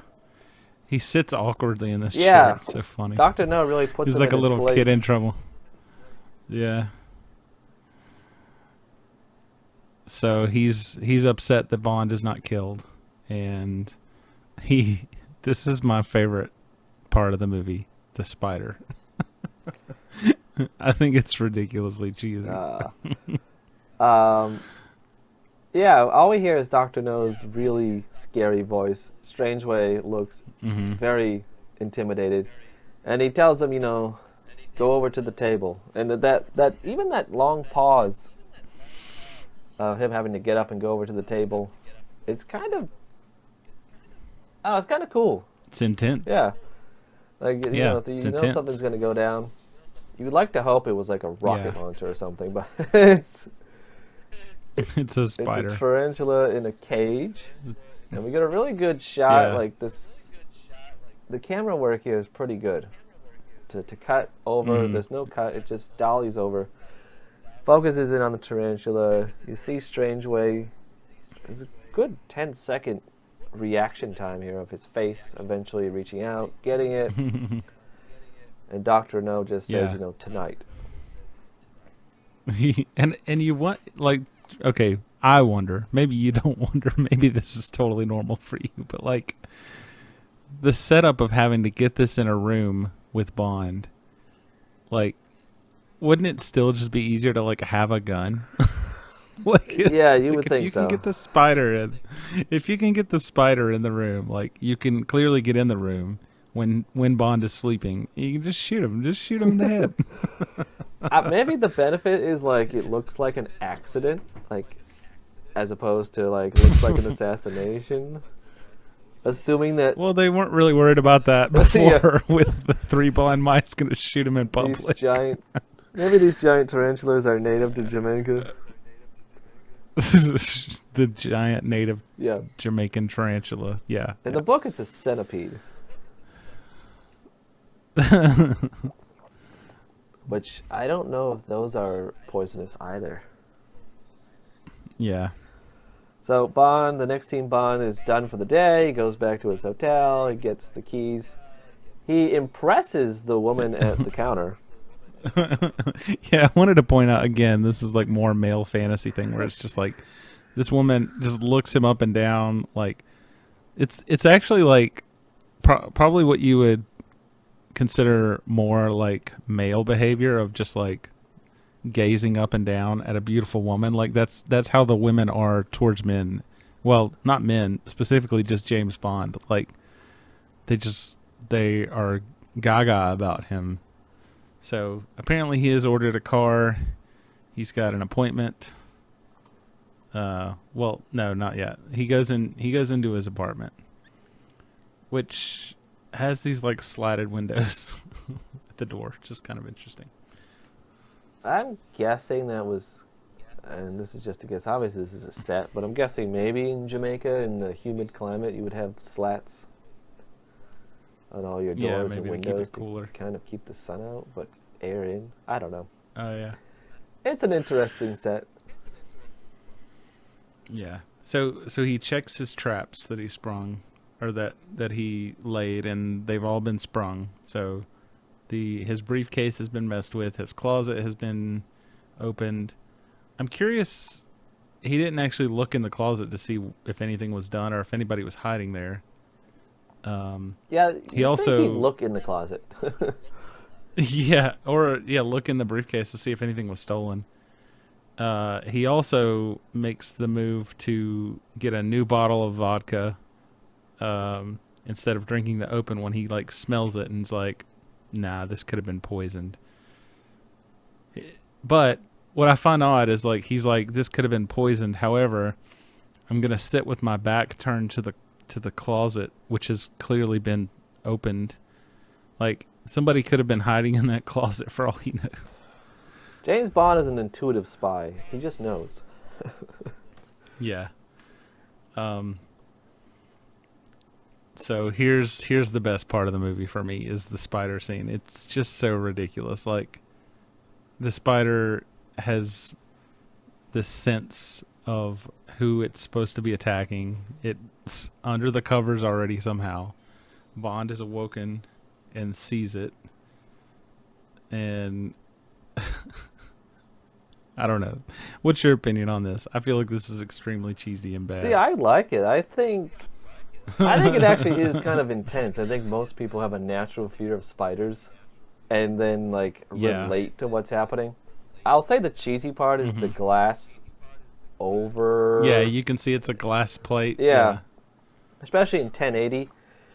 The spider. You can see it because you can see the shadow. Yeah, he's kind of lifted above Sean Connery, who apparently was deathly afraid of spiders. But I think this is so funny to me because it's like also so short. Like it's like, and it's really not by Bond's skills that he kills this thing. Like it goes from his arm up to his pillow, and then he just like jumps really quickly. Like it could have bitten him at any point while it was on his arm. I guess that's the fear, right? Like it's got a like poison bite, and he doesn't do anything while it's like on his arm or shoulder or anything. Yeah, I used to own a He doesn't tarantula startle like it. this. He's very sweaty though. His face is full of water particles. And then as soon as it gets on the pillow, he like flings it off and attacks it with a shoe. It's so funny. I don't know why I love this so much. I like the musical cue that goes along with it too. It's pretty intense. Yeah. And then he's like, Yeah, I'm gonna go exasperated. throw up. Yeah, he goes to the bathroom. this is so, yeah, I just love that. All right, so we have a new suit here. I don't like this suit. Yeah, the next morning we're back at the station head's office. Bond kind of walks in as if nothing happened the night before. Mm-hmm. I know we've seen this office Yeah. before, but this is another just distinctive Ken Adams set where the office, in contrast to M's office, is just massively oversized. Yeah. And Bond can't help notice that the MI6 station head also has a Chinese secretary. Yes. Again, this is like a, she's not a Chinese actress, but they're portraying her as Chinese, and he notices that, and that's kind of like the current recurring theme of like what indicates a bad guy in this movie. It's like Chinese, check. Yeah, this is Zena Marshall who plays Miss Taro. I think Professor Strangeway's secretary was an actual Chinese actress, or at least Asian actress. This is someone done up to look Chinese. Mm-hmm. And as a kid watching this movie, I had no idea. I just always thought it was a white lady. Because she doesn't look Chinese at all. Yeah. And also, like, her name, she's kind of a Bond girl because, he does bed her later. And, in a lot of movies and a lot of the Bond movies, he ends up, like, getting with one of the female villains. Like, it's very weird. He's like, she's evil but attractive, so I'm going to sleep with her before I... It's like, just because she's attractive, I have to sleep with her, So, anyways, like, her name is also kind of Bond girlish. Her name is kind of Bond girlish, like Taro? Miss Taro. Like it to me, it just kind of sounds like mystery, like Miss Taro. I don't know. Maybe I'm reading too much into it. Okay, sure. Why not? I probably. Yeah, so Bond, he leaves the station office, and he asks, in a whisper, can I go out the other door towards the secretary office? And he pops the door open, and he catches her listening at the keyhole. Mm-hmm. So he definitely knows something is up with these Chinese secretaries. Yeah. But he has her attention. He asks her on a date. She says yes. And I don't think it's because she's charmed by him. I think it's because she's gonna be the next to attempt to assassinate him. Yeah, she sees an opportunity here. And we'll later find out that she doesn't even expect him to show up. Yeah. So we have the next scene. Bond will meet back up with Quarrel and to re-inspect the rocks. And he asks Quarrel, okay, show me where Strangeway had these rocks in the boat. And they have a Geiger counter. which sets off Bond's watch, because Lumina's dials in the 60s were radioactive. Which is bad for you. Yeah. But also, where the rocks were placed in the boat are still apparently radioactive too, and they'll set off the Geiger counter. Yeah, and so that's another tip to Bond that Professor Dent did not mention that these were radioactive rocks. Is that right? Or am I wrong about that's so. Bond is immediately suspicious. He's already suspicious of Professor Dent, but now he's like, all right, this guy is a liar too, because he should have been able to tell that these were radioactive. Yeah. So Bond knows that his next step is to go see what's happening on Crab Key, because something radioactive is occurring there. And he tells Squirrel, we need to go there next. And Felix Leiter shows up into the scene. And Squirrel's like, no, I won't go. There's a dragon on that island. It's extremely dangerous and bad. And Bond is like, what? Like, dude, there's no dragon. Yeah. And I wanted to point out here how stupid I am, because at this point he pulls out a cigarette case and a part of me was like, man, he has a very nice big cell phone.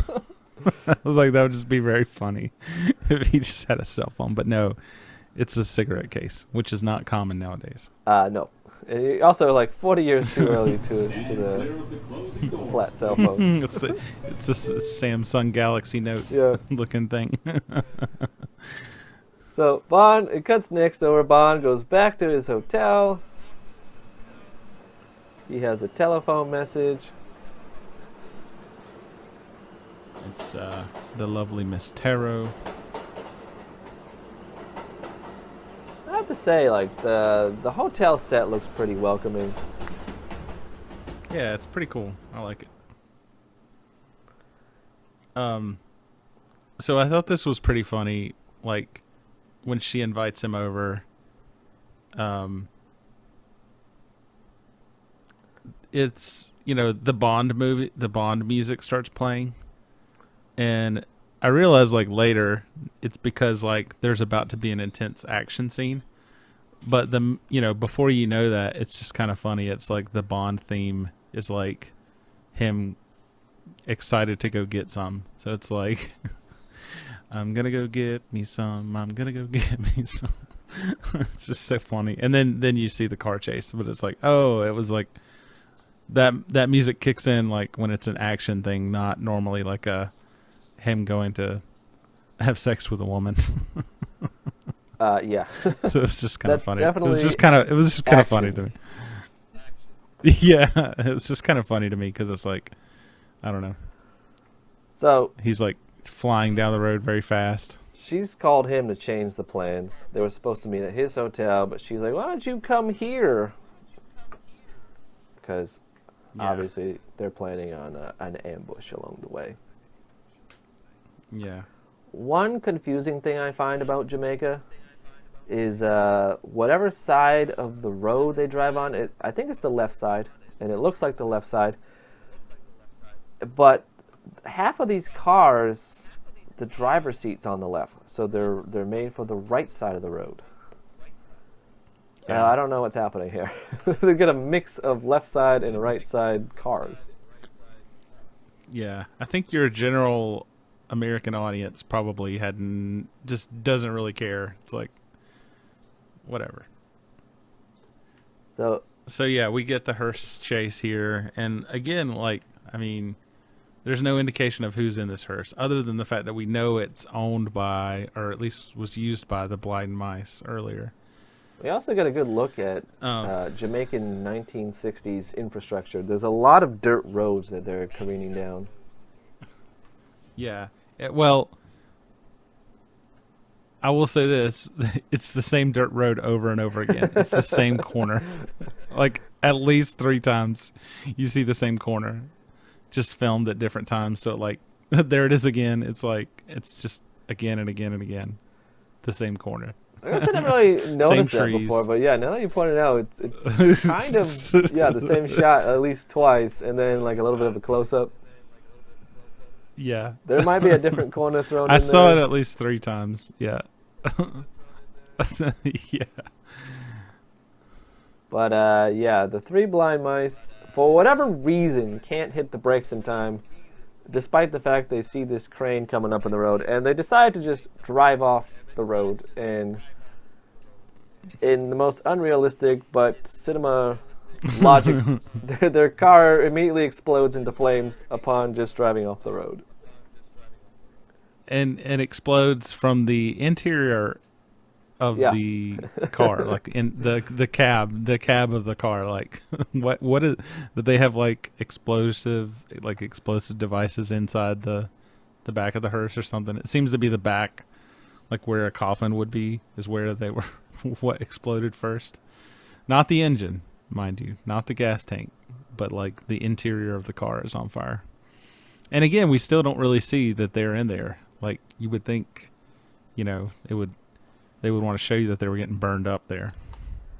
Yeah, for some reason I always they don't get a thought proper in my snuff. mind that like he was being shot at or something, but no, he's just being followed. Mm-hmm. But he's so it looks like he's just so afraid and frantic to get away. But like generally Bond is very casual being followed. He's like, all right, being followed, cool, let's take these people on a ride. Yeah. So we get Bond with another Bond quip as he gets out of his car to look over the cliff, and there's a construction worker there asking him, how did this happen? And he's got the bottom button done again. Why, Bond? Why? Oh no. Oh no. But he says, I think he was even sitting down. He was in the car. So he should have had no buttons done, and then he gets out and buttons them both real I quick. guess so. It's chilly. I guess. He says, I think they were on their way to a funeral, which is, it's an okay quip, I guess. That's a zinger. That's a good one. Since they were in a hearse. So Bond has parked his car pretty far away from Miss Taro's bungalow. He shows up, and she seems slightly surprised to see him, and we know why, because she was assuming that he'd be done away with. Yeah. And he's like, you did invite me, right? She's like, oh, yes, I did. Let me just finish getting ready. Yeah. So, Bond plays it pretty coy, but he knows that everyone's in cahoots, and he's constantly being attempted assassinations against him. But he still kisses her. Like he still has the whole like, I want to have sex with her for no reason. Like, you just tried to kill me, but I'm going to. I don't know. Maybe that's the ultimate on. Like, not only did I know that you were the bad guy, but I also had sex with you. Wow. I also noticed he did something weird here where as she walks away to get the phone, he grabs the towel from around her neck and like sucks on it. Like, it's not like he sniffs it. Like, he opens his mouth and like open mouth kisses the towel. It's really awkward to me. Like, sucks the juice out of the towel. Yeah, I always thought he Sexy smelled woman it, but juice. it looks like he puts his lips on it. It is kind of weird looking. Yeah. It's like he's eating a peach. He's just like... It's pretty gross. So Miss Taro gets a phone call. She says, like, he's here now. She looks kind of panicked. So it would seem that they're going to adjust their plans again. And she's going to try to keep him entertained for the next few hours. Why it takes...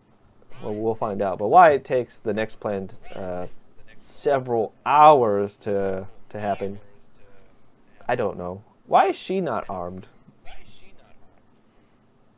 Yeah, that's true. Like, yeah, seems like she should have been armed for just in case, And something I never noticed until rewatching this, but the whole set or her whole bungalow is done all up in like imperial Chinese furniture with Chinese lanterns they try to make it and Chinese obvious. artwork on the wall. Like, I just never noticed, but it's really trying to hit you over the head with the fact that she's Chinese.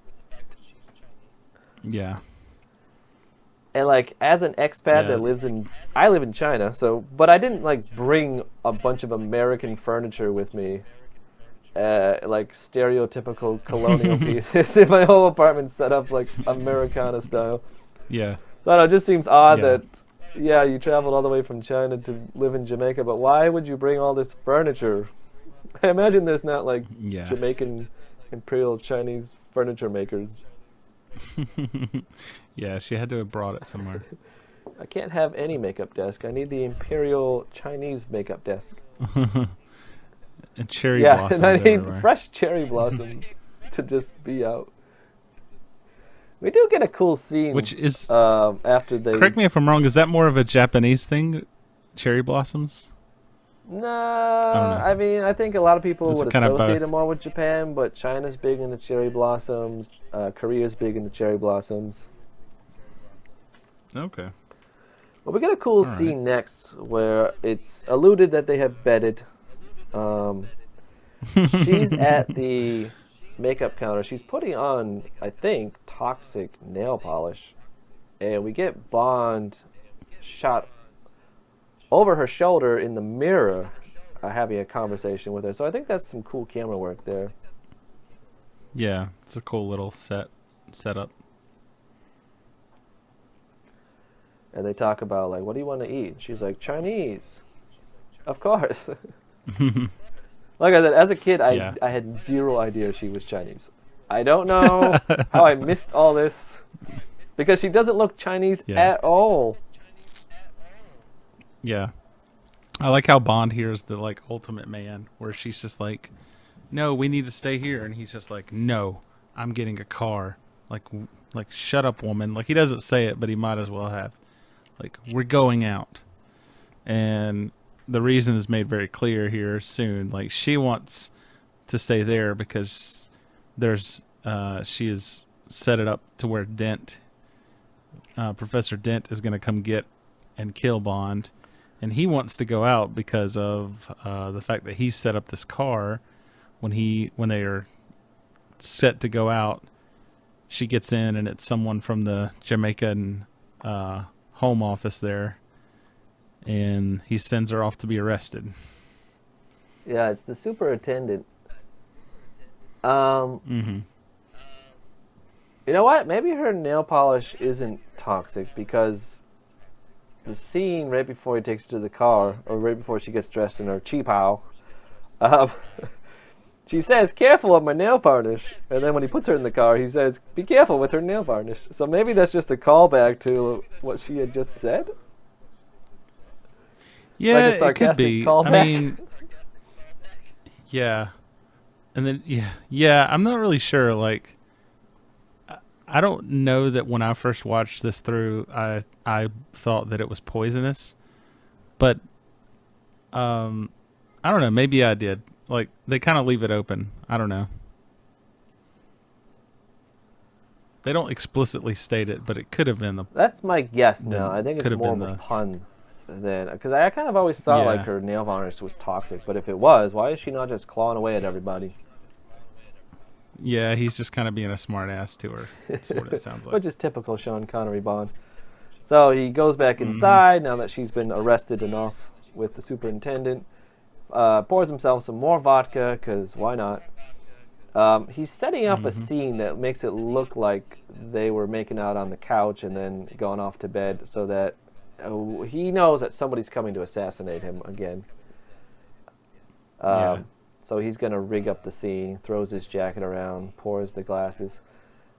The thing is, though, like, he pours half glasses of vodka, and, like, I feel like if you want to make it look like people have been drinking, I would pour very little, because that to me, that's already a serving. Yeah.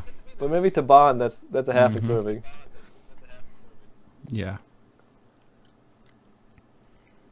Yeah, so he puts on some music, he goes in the other room, turns the lights down, puts a fake body pillow under the covers, and then kind of hides behind the door for whoever is coming to assassinate him. And the only thing I can think about is, like, how hot he must be. It must be so humid. Yeah. But I'm getting hot right now. Yeah. Just watching this. like, Just- it makes me just think of thinking the about southern this. summers. But he's got his tie on. He's got Yeah. his long sleeve dress shirt on. But why he puts on a silencer? I don't know why. Maybe not to alert the neighbors. Yeah. He's being courteous of other people sleeping, and he looks like he's been playing solitaire for a few hours. He's got quite the game going Yeah. before Professor Dent pulls up his car.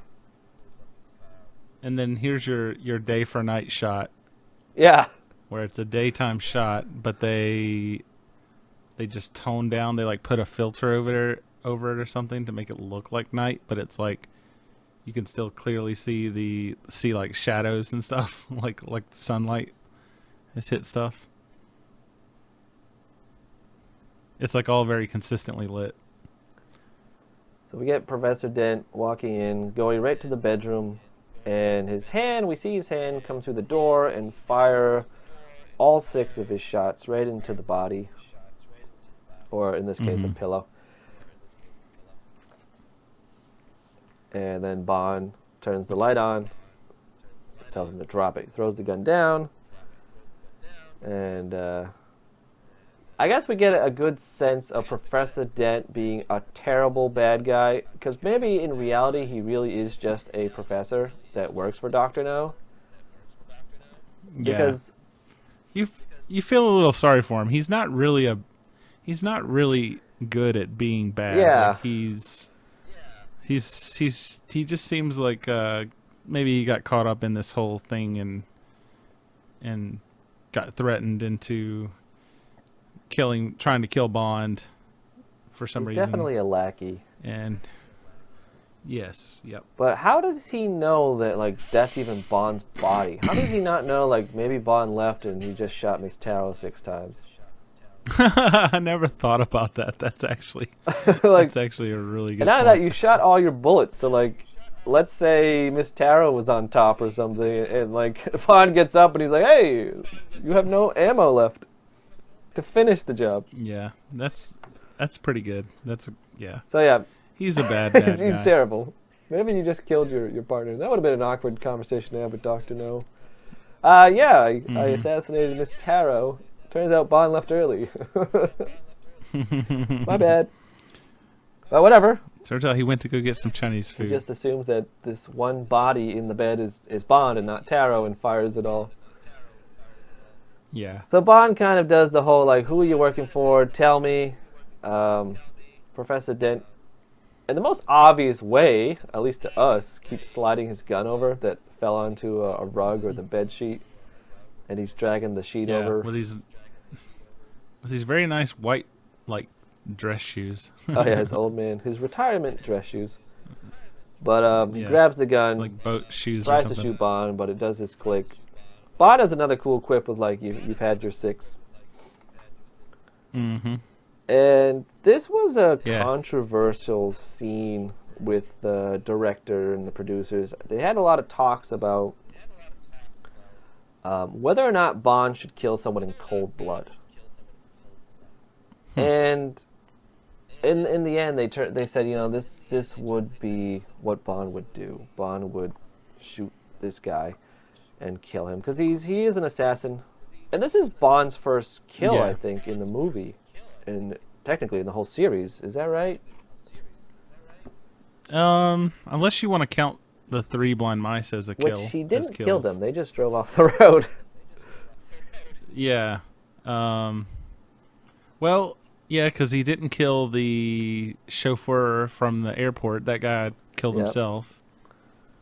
Yeah, this is the first kill. He didn't kill Miss Taro. Yeah, this So is it. yeah, and he does it in cold blood. I feel like this is kind of a Greedo shot first scenario here, because his gun's empty, but like Strange-Way, or yeah, Professor Dent has every intention of eliminating Bond. Had he had one more bullet. Yeah. Well, yeah. Had Bond been laying in the bed, he would have killed him. Yeah, So, that too. Yeah, but he clearly has an empty gun now. But Bond just eliminates him, shoots him once, falls on the floor, shoots him in the back. Yeah, it kind of looks like he shoots him in the butt, doesn't it? On the floor. It's on the Yeah. floor. Well, that's the end of He Professor Dent. he like he like wrenches his arm around. It looks like he's like going to hold his butt. Like, ouch.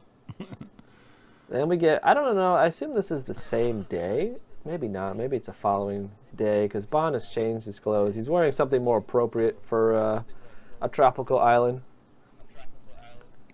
Now, is this outfit included in the best suit? It's not a Yeah, I suit wouldn't, per this se, would not but count. it's It's not a suit. okay. This to me might be the best outfit. Just this baby blue matching shirt and pants. And we get some awesome day for night shots again of Bond meeting up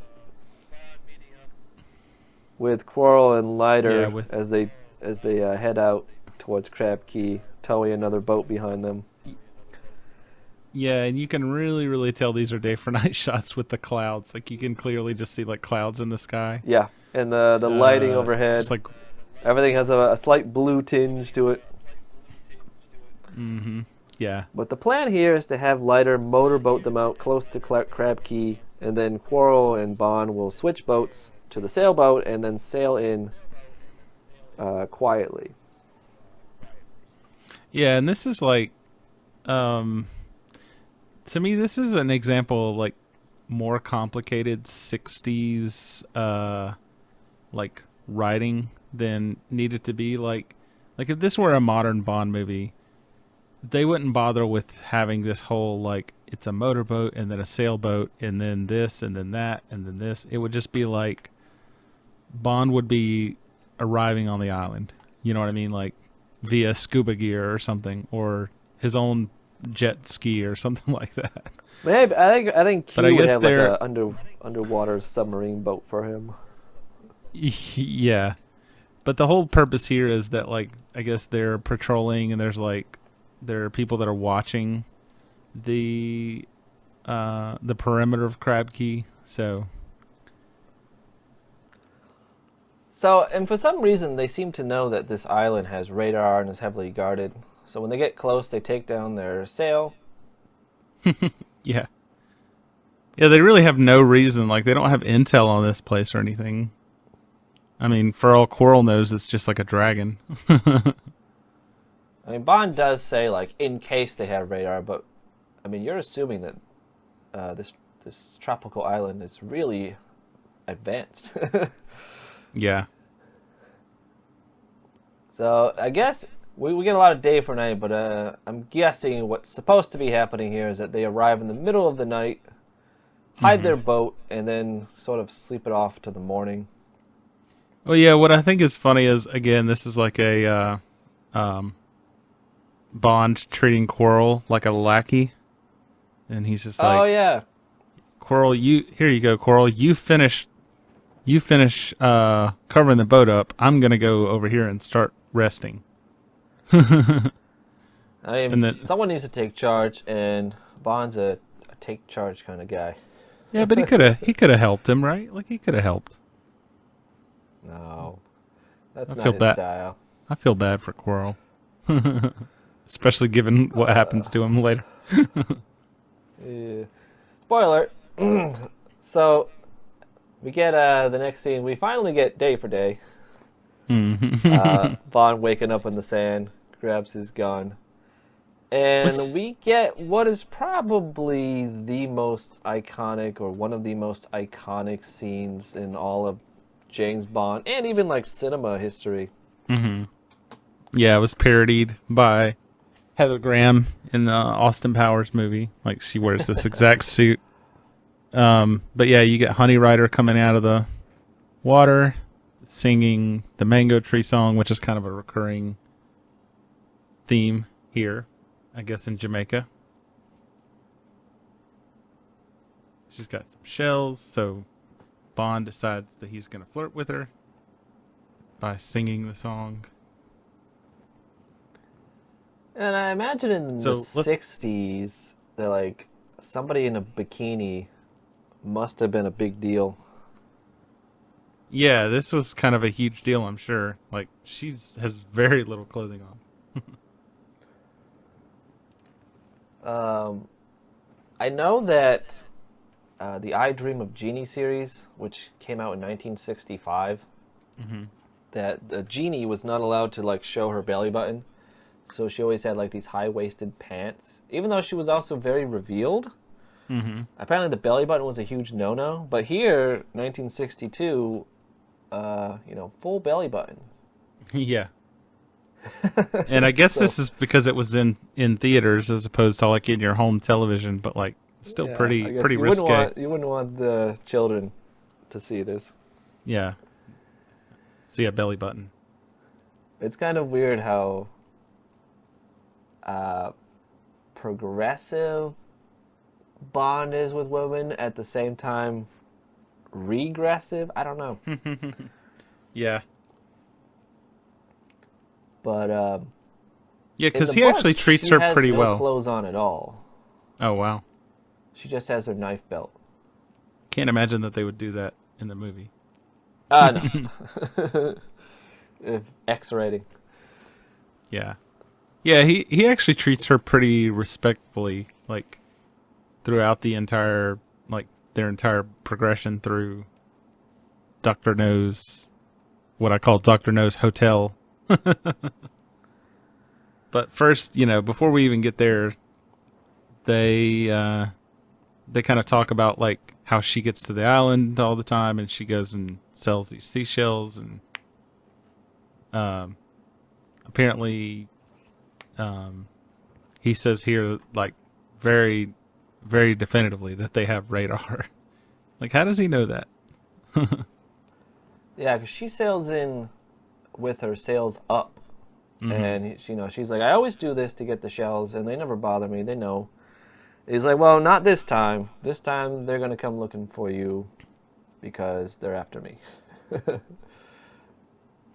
Yep. But in the book, her name is Honey Chili. And in the movie, her name is just Honey. This is Ursula Andress, who I believe, was a Greek model. And we're going to get a lot of women who look great in photos, so we cast them in our movies, and then we dub them.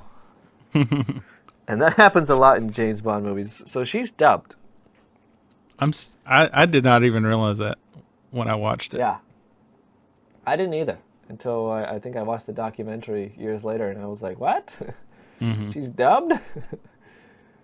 That's funny. But we get a lot of weird ADR in the early Bond movies as well. Like, I think it was just part of natural cinema. Yeah. To just dub people or just add ADR and not care of how realistic it sounds. Yeah. One of the best ADR scenes comes up, whereas the gunship that's looking for them after they caught Honey's sailboat on the radar, the guy who has the megaphone shouting at them to come out. I like how he just says, like, come out or we'll open fire. Then they open fire. They have, like, a submachine gun. Yeah. Why that would ever, like, get anyone to want to come out after that, I don't know. Right. But the firing's going to render Honey's boat useless because it'll have a ton of bullet holes in it. So she's got to go along with them. Oh, I never really noticed that either. I was always curious as to why she tagged along, but that makes sense now. Yeah, I think she says it. I think in a quick line he says, like, you got to go, and she's like, my boat's ruined. Oh, okay. But yeah, so the guy yells into the megaphone, and then when he turns to his friend there to say full speed ahead, it's the exact same volume and voice as if when he was yelling into the megaphone. So like some great ADR line there. Well, I think in the vein of great Bond sub-villains, that may be just his like robotic voice. Maybe he just has natural robot voice, megaphone voice, and he holds a fake megaphone in order to fool people, but he actually has a megaphone for a voice. That would make for a great villain. Megaphone voice. Yep. And I would say this is the point where Honey Rider and Quarrel become dependent on Bond. Before this point, like, they have such character changes here. Honey Rider, not so much, but before this point, Quirrell is strong, he's defensive. When Bond first approaches him, he wants nothing to do. He's got Pussfella there to kind of wrestle them. He's got Like, they he stand gets up for themselves. he gets scratched across the face. Yeah. Doesn't react. Light bulb. Yeah. Doesn't care. So they're really strong characters. And now they become these frightened, dependent characters. Like, I don't know, it's a weird shift. Honey Rider, we don't get a great sense of her character. You know, she does grab her knife and is like, step back, Bond. Yeah. When they first meet. But then the minute the gun fires, she turns into this very dependent person as well. Mm-hmm. In the book, she has a broken nose. Also in the book, she talks about how she wants to go to, like, New York City to become a prostitute, to make lots of money and become rich and come back to Jamaica. That's awesome. And it's like, what? So, yeah, great aspirations. I'm glad all that's left out of the movie. Ian Fleming, man, he's something else. He's a weird guy. Yeah, it's definitely a guy writing for a girl. And I'm like, he spent a lot of time on Jamaica. Mm-hmm. So I wouldn't doubt, like, maybe he's heard people locally back in the 50s when he was there, like, talk about that's what they want to do. Mm-hmm. And then thought that would be a good character build-up to Honey Rider. Yeah. But I don't know. I guess it is what it is for the time. But I don't know. It's weird. It's weird in 2023 when you go back and you're like, oh, you want to be a prostitute to become rich. Yeah. Okay. And I'm supposed to like you. Okay. Yeah. Oh, yeah, we don't even say that anymore, right? Now we say... What do we say? Stand clear of the Sex closing worker. doors, please. Okay, yeah. So I guess that's... So, yeah, it's fine now. It's an okay aspiration. So, they talk about the dragon after the gun has ruined their boats. They got to take Honey Rider with them. Her and Quirrell have a quick talk. Yeah, there is a dragon. I don't really want to go, but Bond's like, no, we have to go explore this island. Yeah. And the scene here, like, the cinematography in this movie is really good. Yeah. There's nothing that's really shot, from Felix's over-the-shoulder shot in the Jamaican airport to Bond being in the mirror to Honey arriving on the island. Like, all this is just really well done. And I think that's why this movie holds up. Like, there's a lot of movies from the 60s where it's a shot reverse shot, or it's just a very stagnant, you might get the camera to dolly or pan left to right. But Yeah. this one holds up in the Bond sense. Like, I'm not bored with any of these scenes because the camera's doing some action. I have a different take. Okay. Go. So my take on this is where the movie actually gets very, very boring for me. And it's not, the cinematography, sure, it's great, but to me, I don't know why. It just there's so much like, it just takes so long to get from point A to point B, and then when they get there, it's like there's just an overabundance of exposition from them getting, checked into the hotel, them getting drugged, them blah blah blah blah blah, and then, like, it's just, I don't know, the last 5 minutes is action packed, but for me, this is where I'm just like, oh my gosh, where's this movie going? Like, what is going on? Really?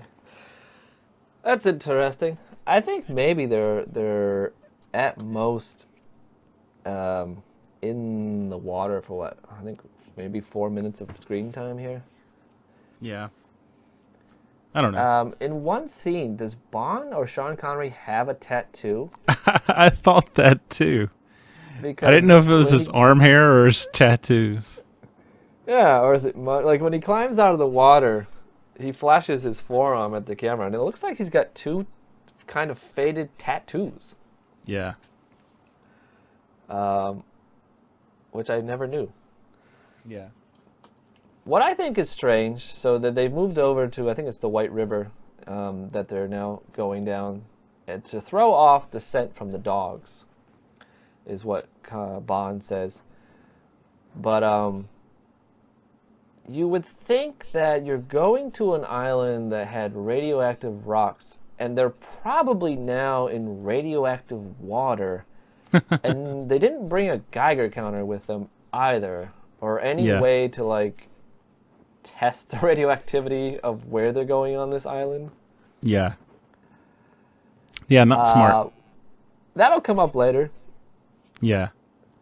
But the dogs come, they're in the river, and they do the most cliche thing, which I bet at the time they were the first ones to do it. Yeah, I was gonna say I think this may be the beginning of the cliche here of the reeds underwater.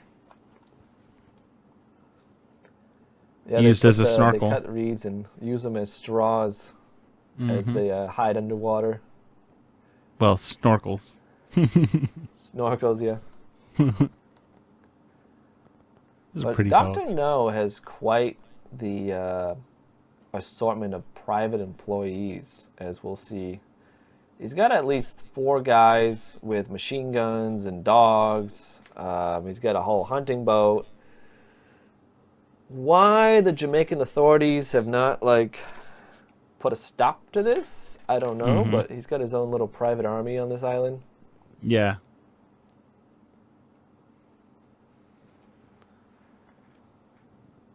And Bond will get his next kill, another cold-blooded kill. Mm-hmm. But as the guys with the dogs kind of go back off into the jungle, one stays and kind of treks down the river. He doesn't have a dog, but he's got a machine gun. And Bond, in cold blood, I think he snaps his neck. I thought it was kind of implied that he like slit his throat, kind of like off screen. We didn't really see it. Does he have a knife in his hand? I don't know. No, he doesn't have a knife, and there's like no blood. I think Snapped his neck? Snapped his neck. Yeah. Whatever it Honey was, Rider distressed honey. Yeah. very much does not like that. She's got a shirt on now, by the way. Yeah. From where? Who knows? I don't know. Maybe it was Bond's in her extra boat. shirt. Maybe she pulled it out of the boat when they inspected it. I don't know. I missed that, but she's got it on now. Yeah. But hanging out in this muddy tropical water just looks unappetizing. Like the beach scene looked great. Now it just looks kind of unpleasant. Yeah. But they enter pretty this gross. barbed wire area that says, "Danger, do not pass this point." And here Bond is washing up. Yeah, they Kinda cut washing back up to a a little. waterfall again. They seem to find every waterfall on Jamaica or on Crab Key. Mm-hmm. And once again, probably radioactive. But they're washing up there after the marsh. And Coral calls them over to point out dragon tracks. To me, they look like tank treads. Yeah. And that's where he breathed. Yeah. Maybe if you were born on Jamaica and never left, and all you ever saw is cars up, in the 60s, that tank treads might be something you would be confused with. Yeah, but still. Why would you immediately go dragon? I don't know, but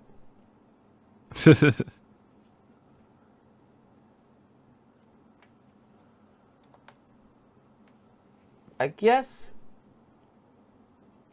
to be fair, the next scene is kind of where I could see it dragging a bit. Like, they sit down. Honey Rider kind of gives her some backstory of her character. Yeah, this is definitely find part it of it. interesting. I don't mind slow movies, or at least movies with good stories. Mm-hmm. And it's not too bad, but I could see it as a bit of a lull before the third act. Yeah, this, I don't know, just... Whew, this leading into the third act of just like, I don't know, just... They But set I up also this... think, like, if this never happened and we have just more action, Honey Rider becomes dependent, eventually beds Bond, we would view her as kind of an empty character.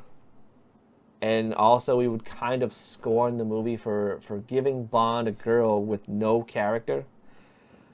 At least we get character from her. Like, I think it's more frustrating when you have movies where, like, a woman would show up or a love interest shows up and they have zero background. And we will get to those in the Bond series. And I find them to be far more frustrating than someone that has, like, a history and goals and you kind of get to know them. But I could see how you could view it as a bit slow. Well, it's not even this. It's just like, I feel like the movie... It teases you, or at least it felt like it teased me, because the entire first half of the movie is, okay, what happened to Strange Ways? That's the mystery. And you still never really find out, other than the fact that, you know, he was probably assassinated by these people that work for Dr. No. And you kind of get that. I thought about that.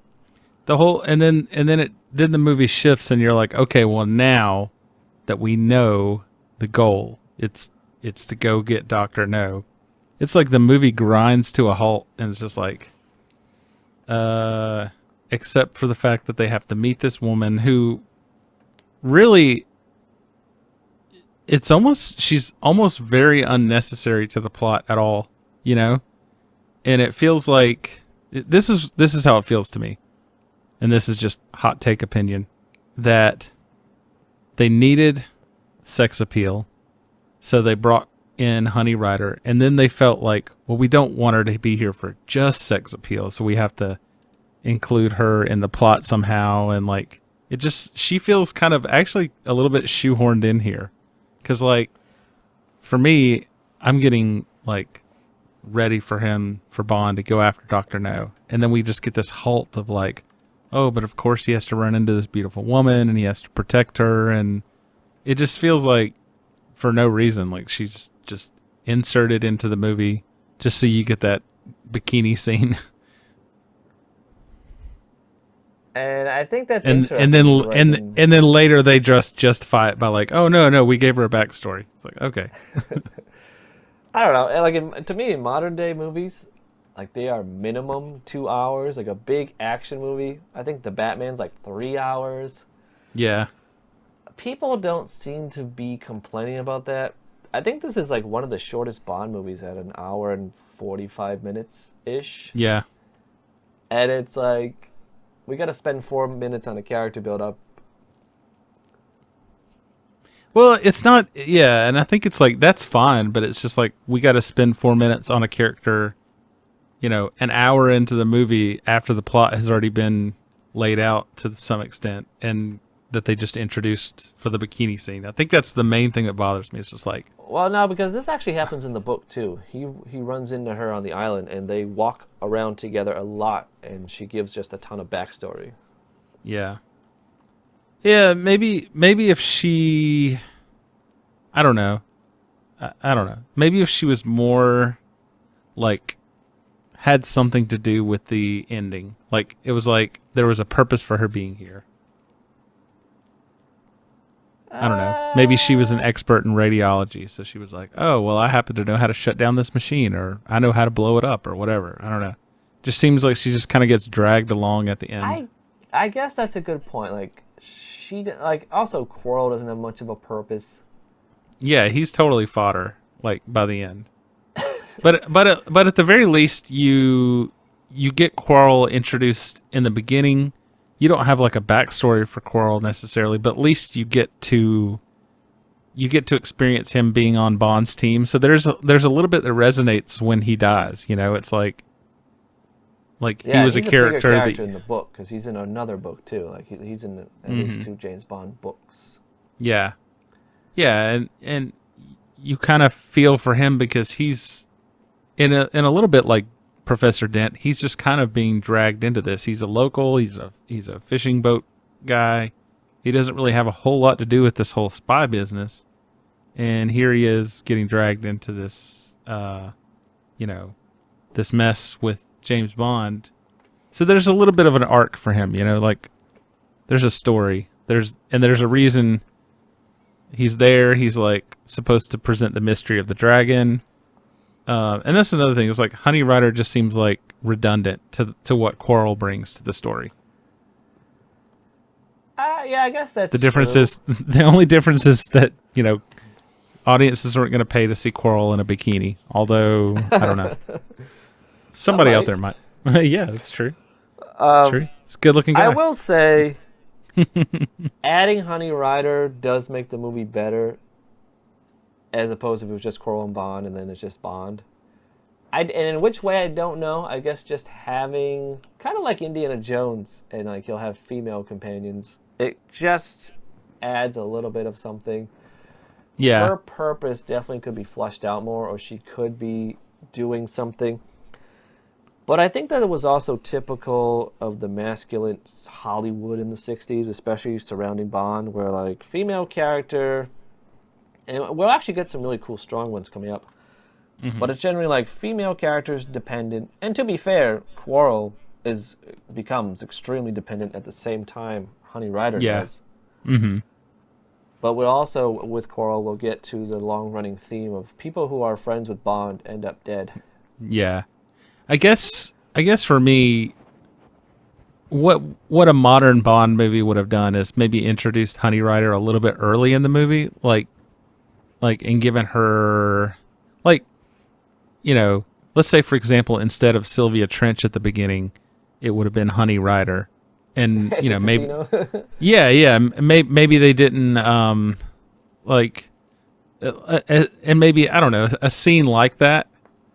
A modern Bond movie would have had like the mysterious woman introduced at the beginning, and then later she turns up to be like very important to the plot.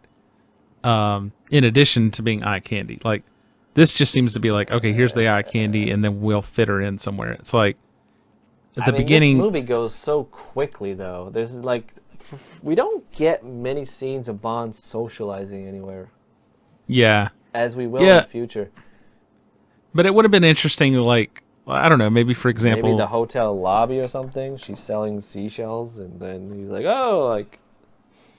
Or maybe she happens to be Professor Ditt's secretary, and he runs into her there, and then she has some information. It's like, give her something to do earlier, or introduce her earlier, and give her something to do later, instead of just like, I don't know. She just feels kind of plopped into the movie, and this may be a controversial opinion, but yeah.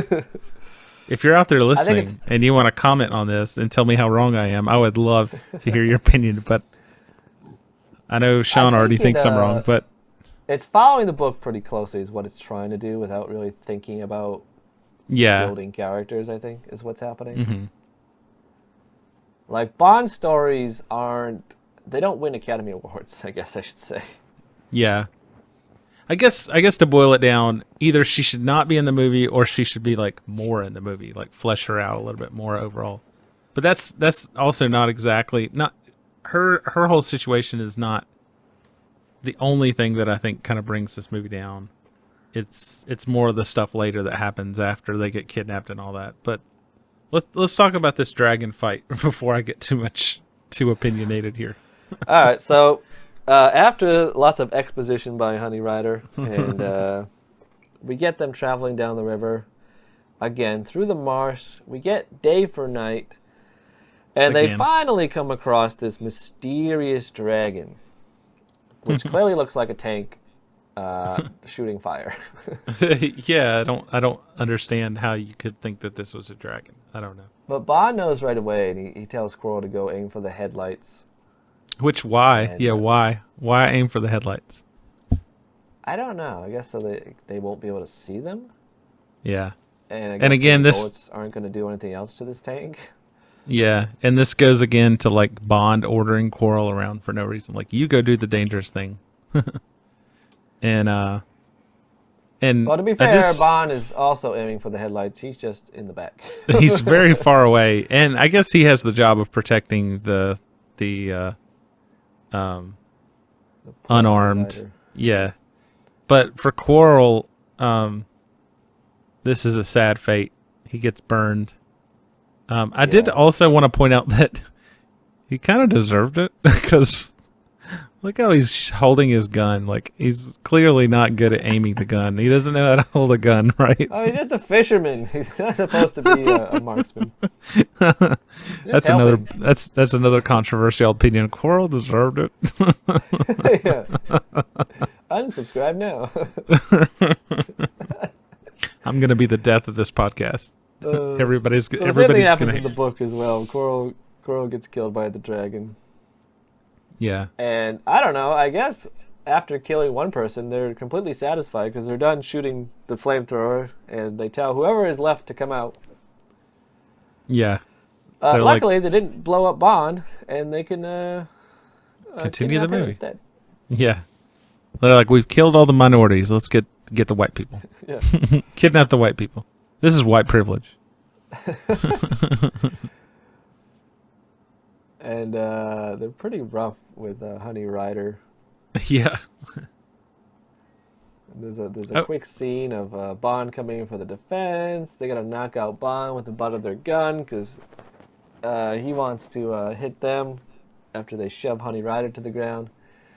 And they drag him off in another day for night scene. Yeah. And we finally get to Dr. No's lair. Finally. I guess they drive him in on the tank because the tank drives in. It's pretty awesome looking, to be honest with you. The Yeah, tank I'd looks drive it. cool. Yeah, it looks cool. They should have a James Bond parade, and then that should lead it. Yes. That would be awesome. And It's I don't got know, teeth does that drawn on go it. along with the whole Chinese thing that like they have a dragon? Oh, as yeah, their maybe. mascot? I don't know. I never thought about that. But we get a really cool set, and it's completely unrealistic, but also really kind of sci-fi. We get a lot of copper walls and doors. We get the 60s, the giant 60s computers. I The really big like where Giant where it goes from hazmat here. costumes. Yeah, the big giant hazmat costumes. It's interesting. It's an interesting sanitary environment as opposed to what they were just in. Mm-hmm.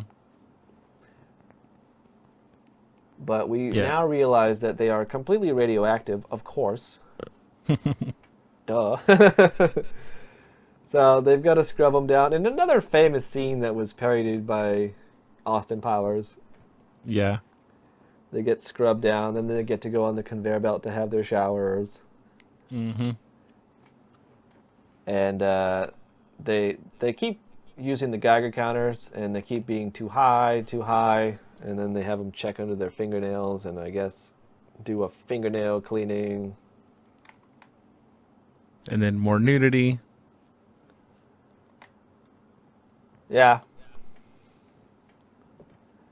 And they get the flashing signs. They're like, active, active, active.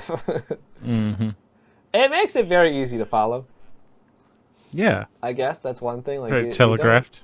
You don't need a PhD degree here or PhD degree to follow where this movie is going. Mm-hmm. We do get a quick glimpse of Honey Rider being nude, but you can see she's wearing a flesh-colored bodysuit. Yeah.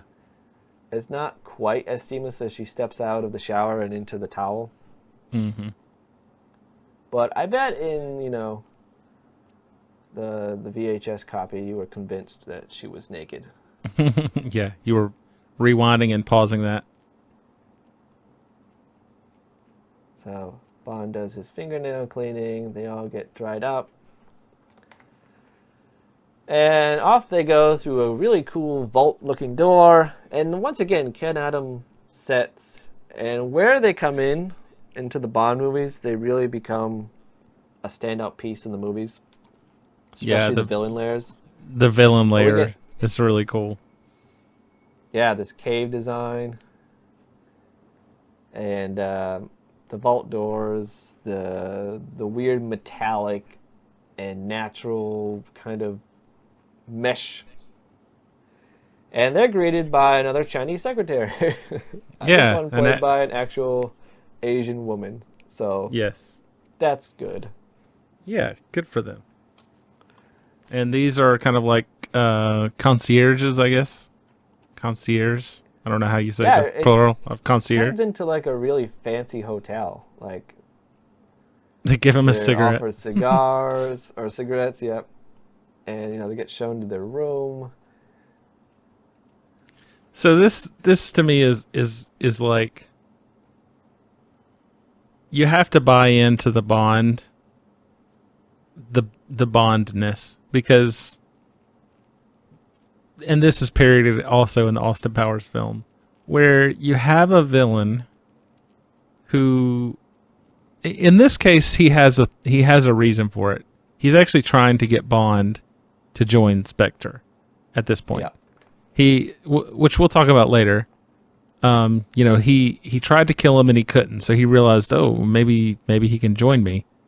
But this is the beginning of Bondness, where the villain treats the hero very well, at least initially. Like he just spent the entire movie trying to kill him, and then all of a sudden he's like, "Here's you a very nice plush hotel room built into the wall, built into this base," and it's definitely going to be a recurring theme of the villain catering to Bond, telling him his plans, giving him every opportunity to save himself, like leaving him in a room where he's meant to die instead of just shooting him. Like, why wouldn't you just shoot Bond here? Like, again, this movie sets up what's going to be Bond tropes of like Bond is imprisoned by villain doesn't kill Bond, villain tells Bond, like, whole plot story. yeah And I guess this is tied into like the male fantasy of like Bond is so revered that even villains want to like treat him and pamper him, Yeah, I mean, like you said, it does have a point. I guess after eluding all these assassination attempts, he might as well recruit him. So he's going to keep him there until dinner time. Mm-hmm. I'm guessing, I don't know what's happening. They show up at night because we got the tank day for night scene. So I don't know, 9-10 p.m. I guess they're going to sleep and then meet Dr. No the following day is the plan. Yeah. But, like, this is where time kind of gets lost in that, like, they have coffee. Mm-hmm. Like, is it coffee or tea? It's coffee, I think. Oh, yeah, it's definitely coffee. And I could see, like, you not being tired after, your friend being burned alive in front of you and then being kidnapped. And, you might be a little bit restless, but I don't know if I'd be like, all right, let's have coffee. Right. But, they decide to have coffee in the middle of the night here, which is drugged. Yeah. Yeah, again, it's like, it's kind of a weird mishmash, though, of like, treat them well, but drug them. Yeah, I guess you want to make sure that they are comfortable. Mm-hmm. Maybe he does want to make sure they get a good night's rest because he knows that they're all going to be jittery after being kidnapped and watching their friend burn alive. Yeah. But we get the next thing. We finally get, and I think this is kind of neat, the way that Dr. No is revealed. And I don't know if we mentioned this before. I can't remember. But Terrence Young is the director. And he had done the shot of revealing Bond through hand gestures when he's at the table. And, you know, he's betting with cards, and then he's reaching for a cigarette. Here we get the villain now revealed through body parts. And in the middle of the night, I guess after they've been drugged, who knows what time it is now. Like I said, I lose all sense of time once they're in this base. Yeah. But we get Dr. No, his silhouette at the door, and then his shoes as he walks up to the bed. Mm-hmm. And we get the reveal of the claw, or not the claw, but what just for me looked like a rubber glove. Dish gloves. Yeah, I think we get, and that's another thing, we get the hands, which if you don't know they're metallic, you might just think he's wearing black shiny gloves. Mm-hmm. I think they're just a little bit too dark in the film to get a good sense. Like, I can kind of see, they almost look like gauntlets. Like, yeah, they're too smooth. There's nothing telegraphing that there's a difference between them and actual, you know, gloves or something. Now, in the book, he has pincers. He has giant metal pincers. Mm-hmm. And he got, so the weird backstory with him is that he got his hands cut off for stealing. And, like, he stole from his I think it was some kind of Tong gang or some kind of Chinese gang. And he was stealing from them. And so they cut off his hands. And then they try to kill him by shooting him in the left side of his chest. But his heart is actually located in the right side of his chest. And so he survives. Ah. Yeah. So he's got a weird backstory. And in the book, I guess in the movie too, he's kind of a genius. So he gets recruited by Spectre to run these missions on his weird guano island. Yeah. So the next scene after we get the reveal, not quite yet his face, but of his hands and body, we get, I guess it's the next morning, but Bond and Honey are dressing in their Chinese clothing. Yeah. And I feel like it's only as I got older, because when I watched all these as a teenager, it still never dawned on me that she's wearing a cheapao. Now it's sleeveless. And he's wearing almost like a Mao jacket. Yeah. I just thought he was wearing cool clothes. like Well, he is Dr. wearing cool No's clothes. place has interesting outfits. But yeah, their bedroom is also flushed with more cherry blossoms. Yeah. I think what's cool too is like their beds are on like these raised platforms. Yeah. And again, I just noticed, you know, like, to this point, Bond has been very, very respectful to Honey Rider. Like, granted, they were drugged, but, you know, they didn't immediately sleep together. Like, good job, Bond. Yeah, he's not weirdly smelling her towel. Or sucking on the towel juice. Yeah. Maybe that's only villains that he doesn't respect so well. Yeah, maybe. So, I'm good. I guess one thing I find kind of confusing, once we get into Dr. No's lair, I don't know what time or day it is. I feel like they're going to dinner, which means they slept the entire next day. Mm-hmm.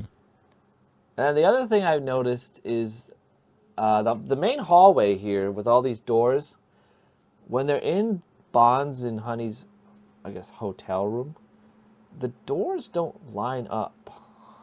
Like, he should have a door, like, over his bed. So, Yeah, they're like super close together. yeah. The doors are so close together, but the rooms are so giant. Or at least that room is giant. I like the use of copper. Mm-hmm. Yeah, it's really cool. I wonder if that has anything to do with like radiation or anything. I don't know. Radiation protection. I don't know either, but whatever it is, it's cool. So now we If get. you're a scientist, let us know. I don't think so, but why not? Now we get the first viewing of Dr. No's lair. And another example of just Ken Adam outdoing himself. We'll get to his magnum opus of Dr. No afterwards, but Yeah. this scene here,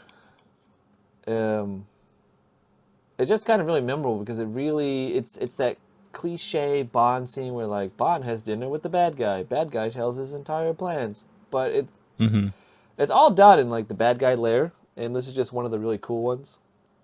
Yeah, it's like built into rock, so it's like built into the earth, and you've got like hardwood floors with like all this beautiful carpet, and you've got a bearskin rug, and then some of the walls are kind of like this stucco almost, like that. Yeah. That transitions into like this really really interesting looking fireplace, like this like rounded fireplace, and there's just like all these little relics and nice interesting furniture and stuff like that. And it still has kind of like an Orient flair to some of the decor. But yeah, it's a really cool room. There's and then of course you got the giant furniture. Yeah, and of course you got the giant aquarium. What? No, because he's is it an aquarium or is he looking at the ocean? Oh yeah, I guess so. I can't. Yeah, because they're under the water. I think but like this is 1962, so this is 61 years old ish. Well, 60 and a half. And to this day, I do not know how they made this fish background. Mm-hmm. Like, is it projection? It's obviously not green screen. I don't think those fish are right there, but it's still, I imagine what it would have been for audiences in 1962. It's still enough to be like, okay, well that's cool. I don't know how you did that. I don't think those. Yeah, fish I'm not are there, sure, but I believe it. Yeah, I don't think they built an aquarium, but I feel like it's probably some type of projection. Like you can kind of see some reflection in there that's like not 1-to-1 with like the room that they're in. So I think it's some type of projection, but I'm not 100% sure. So this is also now where we get our first glimpse of what Dr. No looks like with his face. Yeah.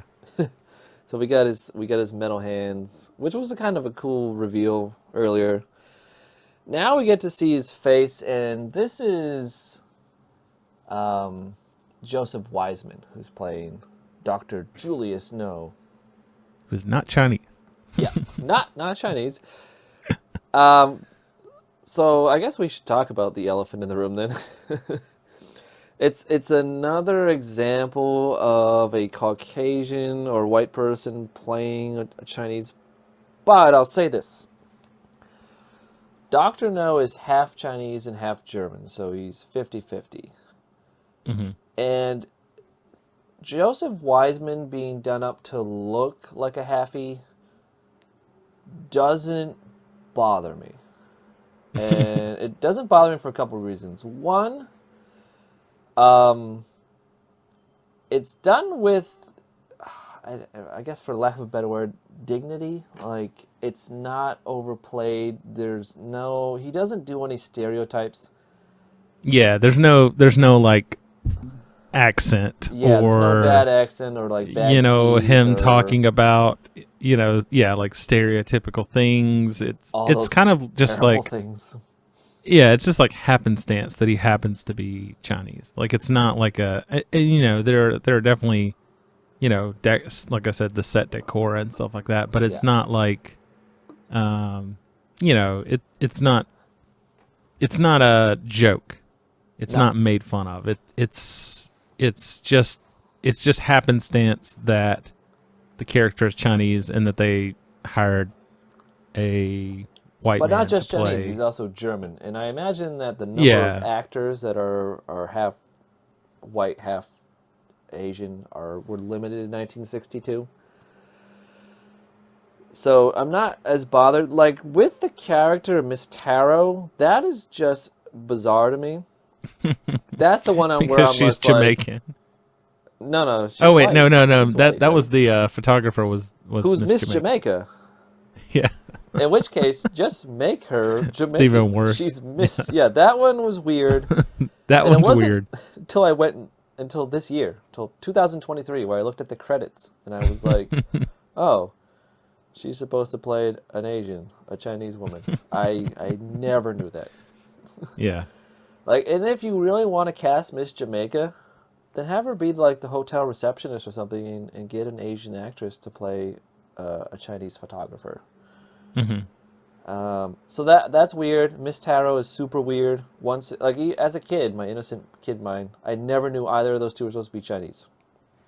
yeah. And once you get into his layer, like most of the like background extras and like the concierge ladies we talked about, like the guards, they all seem to be played by like Asian actors. Yeah, they have So- actual Asian actors and actresses. So why not use Yeah. one? And then if you want Miss Jamaica in your film, put her somewhere else. You know. Yeah. And I imagine at the time, like, Joseph Wiseman was probably fairly popular. Like, there's a lot that goes into casting, and like back in the 60s and stuff, it was, it was a different time, so it's hard to judge the morality, I guess, of the casting choices at the time, because film was, developing, and at the time, like, people weren't as progressive and stuff like that. Yeah, and aware I of, think like, it's all innocent. It's just ignorant, I guess. yeah, ignorant in its time Yeah. is a good way to think about it. And, child me also would not have known that Dr. No was half Asian based on Joseph Wiseman's do-up. I just thought he was Yeah. kind of a weird-looking dude, and that totally played into the villain, because his hair is, like, just pulled back. It's jet black. He's kind of got, like, blackish eyes. Yeah, with his and- metal and- hands, he's just creepy. Yeah, and really, even in 2023 and 2022, we're just now getting to the point where we're starting to address the like casting of ethnicity, and how that, whitewashing of certain characters and stuff like that, with like Ghost in the Shell. Scarlett Johansson was kind of like a big story a few years ago. Like, it's just now starting to become a thing where it's like, we should be casting these minority roles, like, with minority actors. Like, it just, one, for the authenticity, but two, it's just like the opportunity of these like minorities to have these like huge roles needs to be addressed, because like just for so many years it's almost like like this is a conversation that's going on now in 2023, so it's hard to imagine that this was even on their radar in the 60s. Yeah, exactly. And like I said, I think it's just ignorant, because in 1962, I have no doubt you could have got some great Asian actors. And we have some Asian actors in this film. So to bring Miss Jamaica, Miss Taro, and have them play Chinese people, I think is just ignorant. I think it's innocent, but ignorant. With Dr. No, having him be half... Like, if you told young me, like, oh, he's half Chinese, half German, I would have been like, oh, okay, I can see that now. Is it made clear in the movie, or is that a like background knowledge thing? Yeah, it's. I think it's made clear in the movie. He states it. So, yeah, okay. So, Dr. No, and the other thing I noticed as a cultural thing is just how thin people were in the 1960s. Joseph Wiseman is like a rail. And I want to say in the book, Dr. No was also tall and thin, so he totally fits. But like 2023 me want to be like, give this guy a sandwich. But like I think like even James Bond is kind of a thin guy, Sean Connery. Yeah, he's very fit, but he's not like Yeah. muscular beyond, like they kind of made Daniel Craig super buff. Daniel like, Craig's jacked and like slowly works off the muscle, but yeah, he starts off. yeah, his trapezoids are insane. But I think it's just interesting where Trapezoids? Not are they called trapezoids? triceps? No, the muscles on your shoulder that like connect your shoulder to your your neck. I don't think they're trapezoids. They're not I think that's a triceps? shape. Trapezoid, definitely not. Amazing trapezoids. Oh, Yeah, I think it's just a tiny interesting thing that like where we've come from in 60 years. Like, I don't think there's any remotely overweight people in the whole film. Maybe Coral. yeah. Coral's got the dad bod. So Yeah. Dr. No gives Bond his drink. He seems to have Bond's number. He gives him his martini. He gives Honey a drink. And they head up what is a pretty neat kind of raised, not a platform, a raised part of this room. Mm-hmm. Where he has his neat-looking dining table. And Bond pauses at this painting that's kind of facing the camera near the stairs. Mm-hmm. And I had to look this up because the movie is clearly giving you like a wink because there's a slow pause where Bond does this what is double this? take. This is, I believe, it's a Goya, and this is the Duke of Wellington, who is famous for His beef Wellington. yes, he's the one that defeated Napoleon at the Battle of Waterloo. But he'll Nice. later become the in a beef Wellington cook-off. yeah, exactly. And he'll later become prime minister, and that's why the British call their boots wellies. But yeah, this is a painting of the Duke of Wellington that was stolen in 1961 from a museum. So it was big news in England at the time, and probably somewhat in America. So in 1962, when this movie came out, it was kind of a little wink, wink, nod, nod. This is where that painting went. Dr. No actually stole it. Ah, nice. Yeah, that's cool. Though, I think in 1965, it's eventually recovered. I know that. Mm-hmm. That's neat. So Bond goes up, he has dinner, and now, like, Dr. No does everything pretty much right, I guess. We get every staple, aside from the pre-credit scene in a kind of definitive movie song, we get everything that James Bond will be known for, and this is that have dinner with bad guy reveals plan, and it's done pretty well here. Yeah. And as you mentioned earlier, keeping Bond alive in this movie has a pretty good purpose, whereas in like subsequent movies, it has not such a great purpose. Like, why don't you just kill Bond? Yeah, and I do want to note too, it doesn't, going back to your what time of day is it, it doesn't really appear that they're eating like a dinner, like a 4-course, 5-course meal or something. Looks like they're just having like wine and fruit, at least at the beginning. I'm not sure if they get served anything like super, or maybe this is the end of the meal, but this seems to be the beginning of just them kind of hanging out and snacking. So maybe this is breakfast. I don't know, because there's a slow fade. Like, he goes up the stairs, and it does fade out and then fade back in, so it's like time has passed. Ah, yeah. So maybe this is like And dessert. like Bond is on to like his third glass. He's got like a martini glass, a wine glass, I don't know, an empty glass. So Well, I'm it guessing still this could is be morning. after dinner, whatever it is. It's after meal because they're doing the cigar rounds. Maybe they had bacon and eggs and biscuits and Yeah, gravy. who knows? The Dr. meal is No's done. famous biscuits and gravy. One thing I'll say too is like Dr. No is clearly wearing a formal Chinese outfit. Mm-hmm. More formal than Bond's because it's got hooks instead of buttons, so it's pretty clean cut in the front. But they call it what, the Mao collar or the Chinese collar, and Okay. As a kid, and I guess even as somewhat of as an adult, until I moved to China, but I always thought like, oh, this is a bad guy outfit. Like, this is a pretty good villain outfit. Yeah. Like it wasn't cultural. It was just a bad guy outfit. Yeah, but now that I live in China and I own some of these, quite a few actually. Well, like, too, I mean, you think about oh. Austin Powers. Dr. Evil and Austin Powers wore this, but it wasn't a Chinese. It wasn't.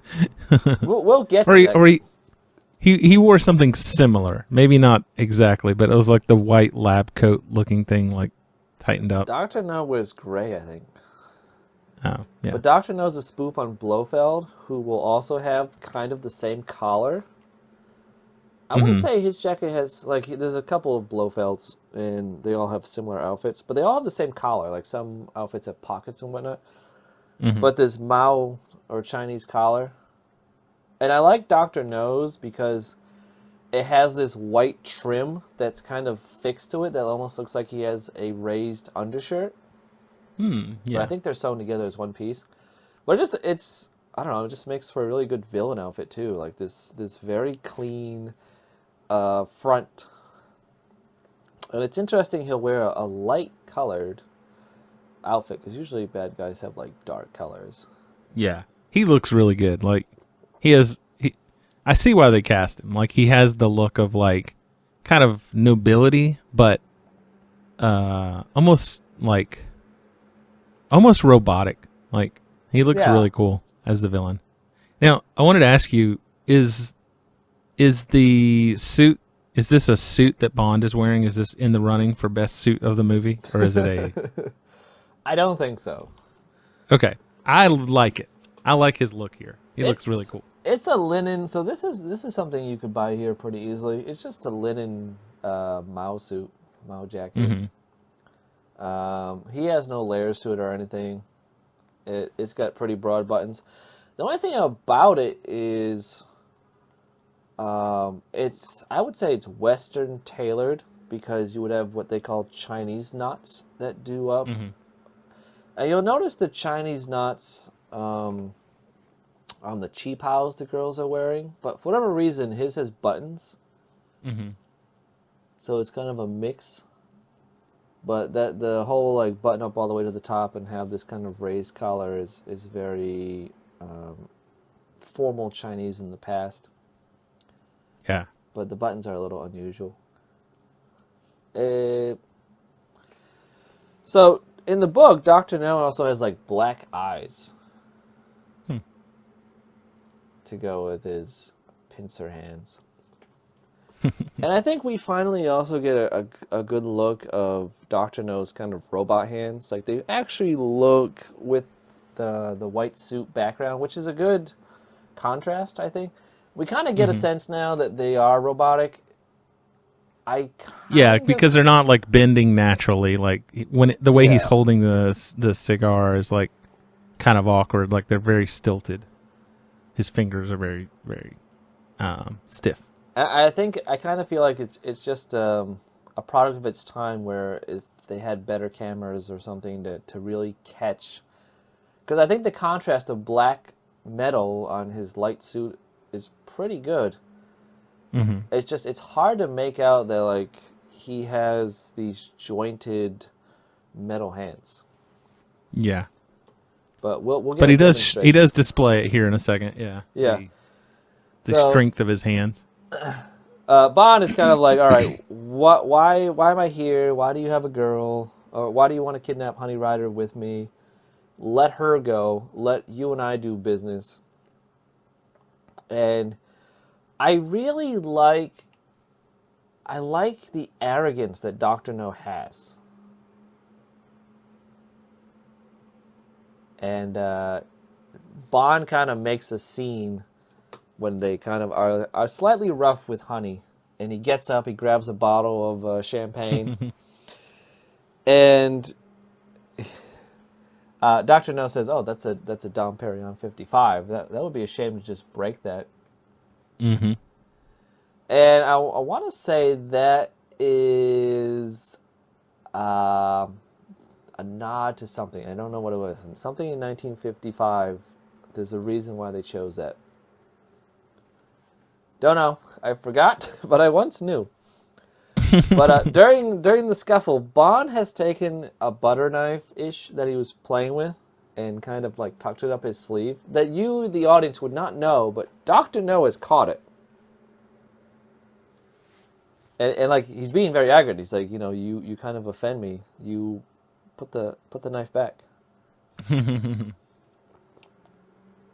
In this scene as well, Dr. No has a henchman behind Bond, kind of a chubby guy. Portly fellow. But this guy will come back for The Spy Who Loved Me and also be another Bond henchman. So keep track of him because he's gonna be back. He's gonna be Jaws Jr.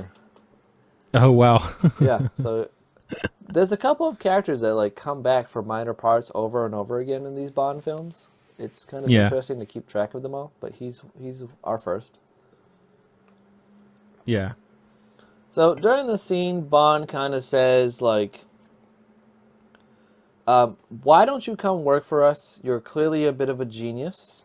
The West would welcome you and your science knowledge and whatnot. And just like the book, Dr. No is like, I tried to work for the U.S. They ignored me. They didn't want to hire me. So, now they're going to pay for that. And he has a bit of a chip on his shoulder in that regard. Yeah. And yeah, so I mean, he has a good reason to keep Bond alive, at least story-wise. Yeah, he wants to recruit Bond to this super secret organization. Because Bond doesn't quite get it yet. Bond thinks, well, then what are you working for? You must be a Chinese spy, or a German spy. Like, what's your deal? And he says, no, I work for Spectre. And what does Spectre stand for? No clue. Special Executive for the Counterintelligence, Terrorism, Revenge, Extortion. Imagine having terrorism in your right. name, like just like and trying to justify to other people that you're justified. We like extorting things and terrorizing. So the thing about Connery Bond as well is that I know all but one of his movies are against Spectre. So this is Bond's number one antagonist for the next 5 films. There'll be one exception that we'll get to where Bond does not fight anything that has to do with Spectre. So very first movie, we get the very big bad guy, the organization, which is Spectre, and Dr. No's a part of that. This will come back in, I don't know what year it was. Maybe was it 2019, 2018? The Bond movie Spectre? The Daniel Craig one. Yeah, it was, I don't know off the top of my head, but it was not the last one, but the one before it. So yeah, probably sometime in like 2020 or so. Actually, probably closer to like 2018, 2019, because 2020 was the year that like No Time to Die had, like they made it and it didn't come out in theaters because of the pandemic and stuff. So yeah, it's probably sometime around 2018 they reintroduced Spectre in the Bond film universe, because they didn't really make a whole lot to do about it in the Pierce Brosnan ones that I remember of. So Spectre was kind of not in the mythology of Bond in the films for a while. Yeah, and I guess we'll get into that because that involves a whole ton of lawsuits. Oh, okay, gotcha. So one thing that's kind of neat and this will become a cliche as we go with Bond, but they give each other a pretty good ribbing. Bond is clearly trying to antagonize Dr. No with saying things like, our asylums are kind of full of people that think they're Napoleon or God and essentially like you. And I, like I said before, I love the arrogance of Dr. No, and he's just like, I know what you're trying to do, and it's just not going to work. Like, you can't antagonize me. Yeah. If he's you so notice, egotistical. During these dinner scenes, Dr. No never blinks. If you missed it, go back and watch. He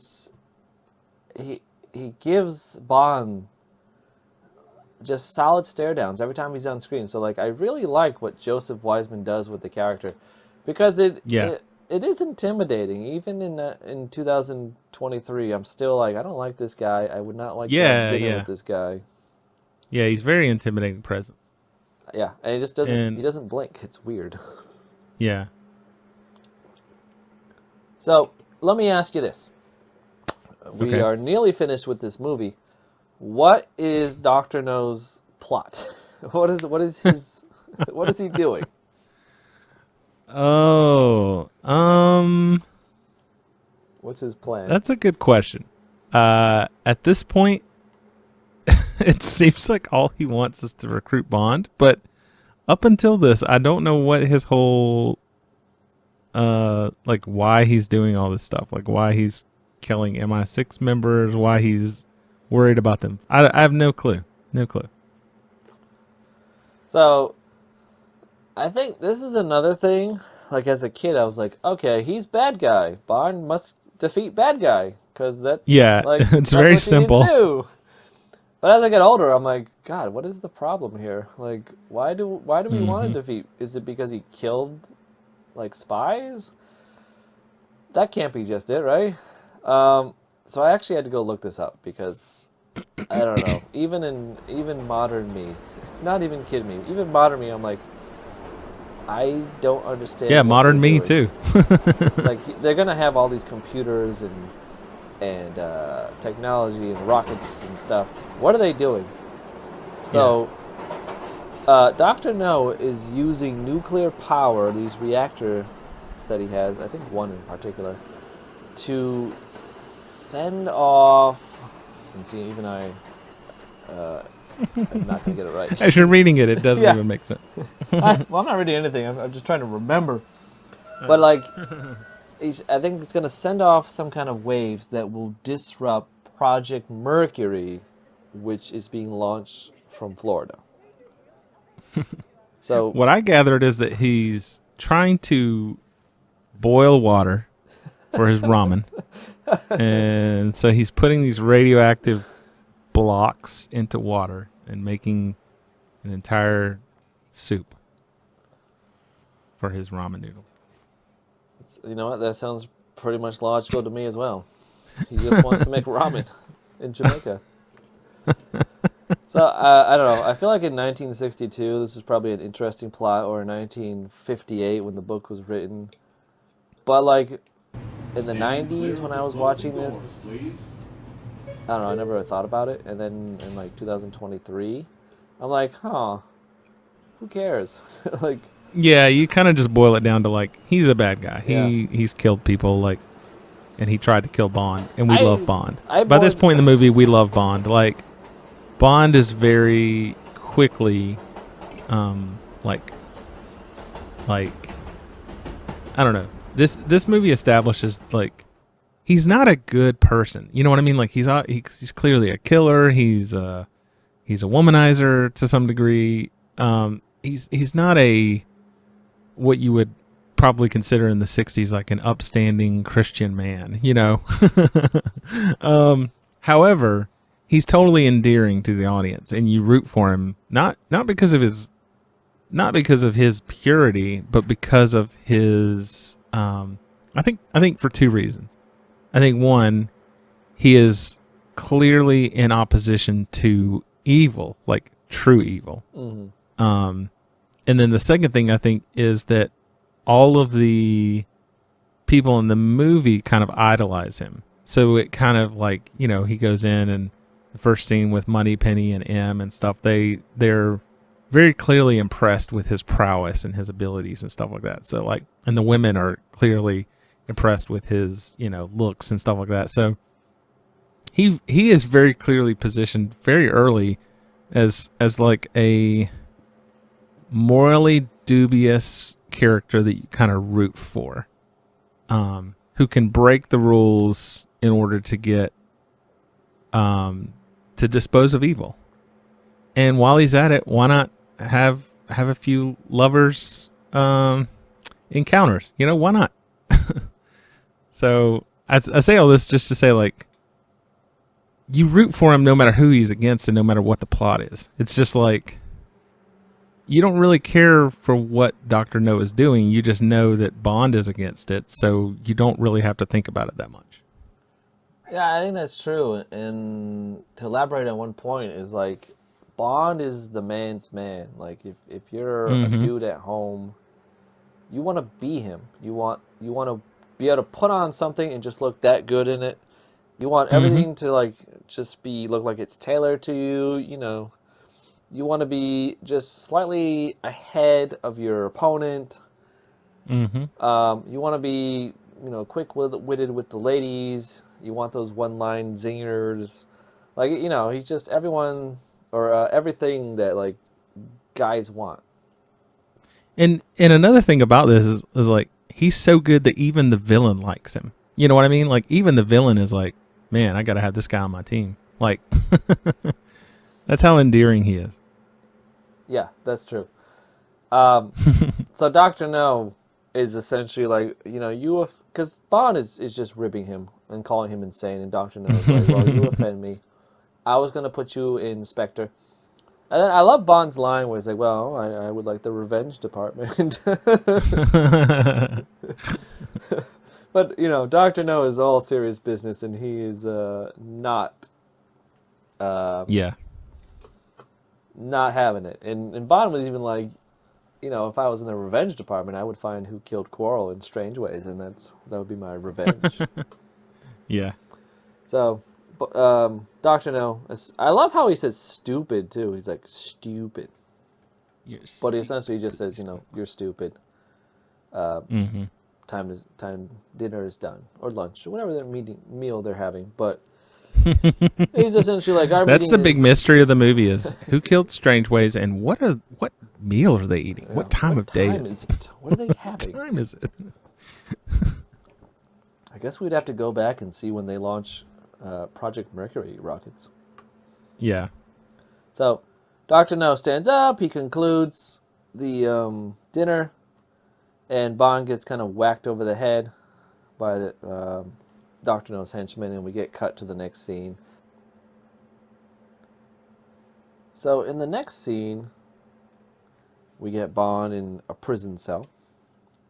Very different from the hotel room he was given. Yes, same copper door, though.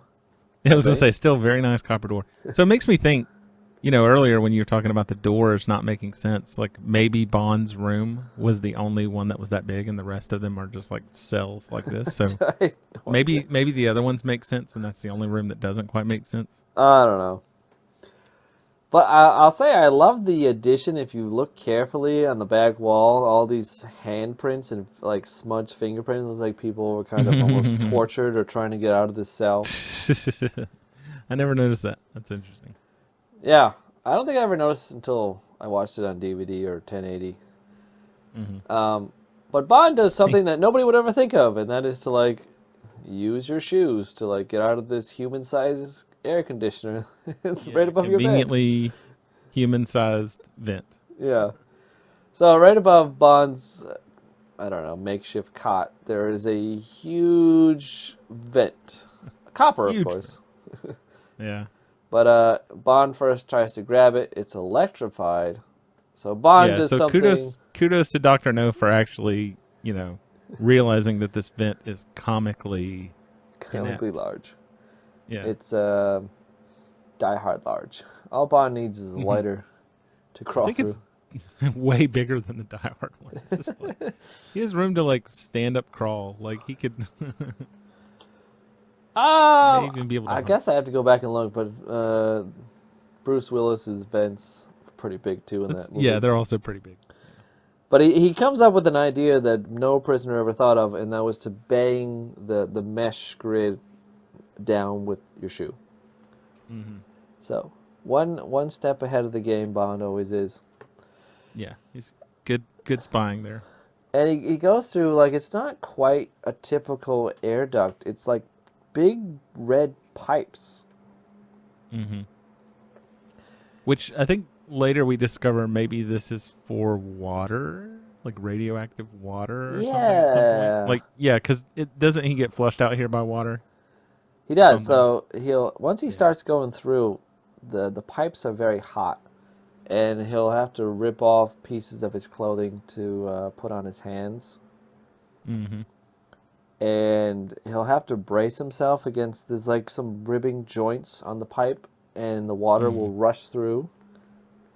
And he braces himself. The water kind of rushes out, so it seems to be reactive flush water.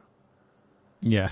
Which means that Bond is like being completely enveloped in radioactivity. Yeah.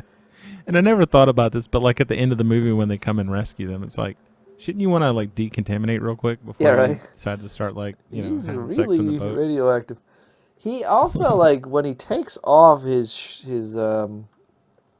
Chinese formal jacket, his t-shirt underneath is completely all ripped up and like bloody. Yeah, what does that mean? I don't know. What from? Yeah. I feel like there's almost like a cut scene where like Yeah. they took off his shirt and tortured him, and then he get to put it back on. Yeah. Who knows? It's so like weirdly out of place. Like the minute he takes it off, you're like, oh, everything is ripped on it, like the sleeves, the collar, like it's funny.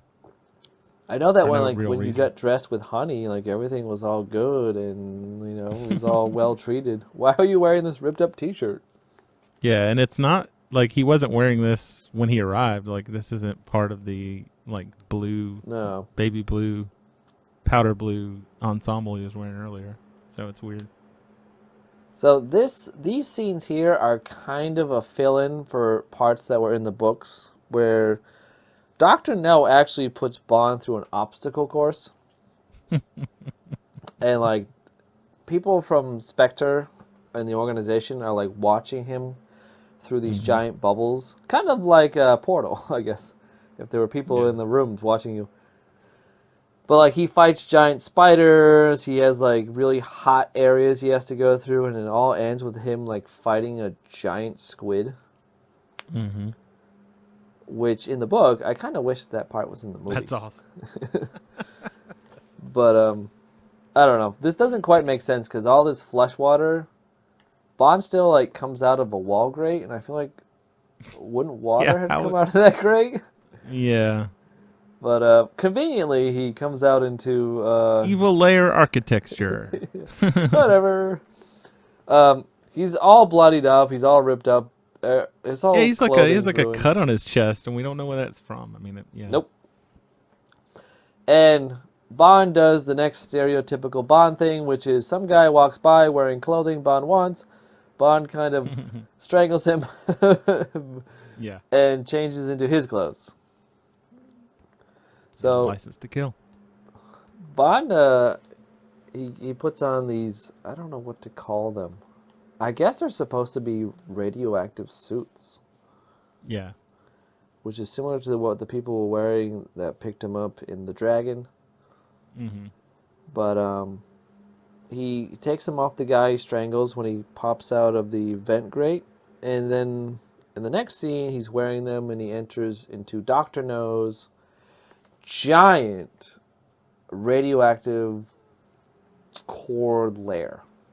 Yeah, this thing is awesome. This would be Ken Adams' Dr. No's magnum opus design. Mm-hmm. And I love Super cool. all the details. It's got monitors, it's got dials, it's got fire extinguishers, it's got another the set fire of like fingernail washer system that they had at the beginning. Mm-hmm. Yeah. But It's got a giant globe in the middle of the room. yeah, a nice globe.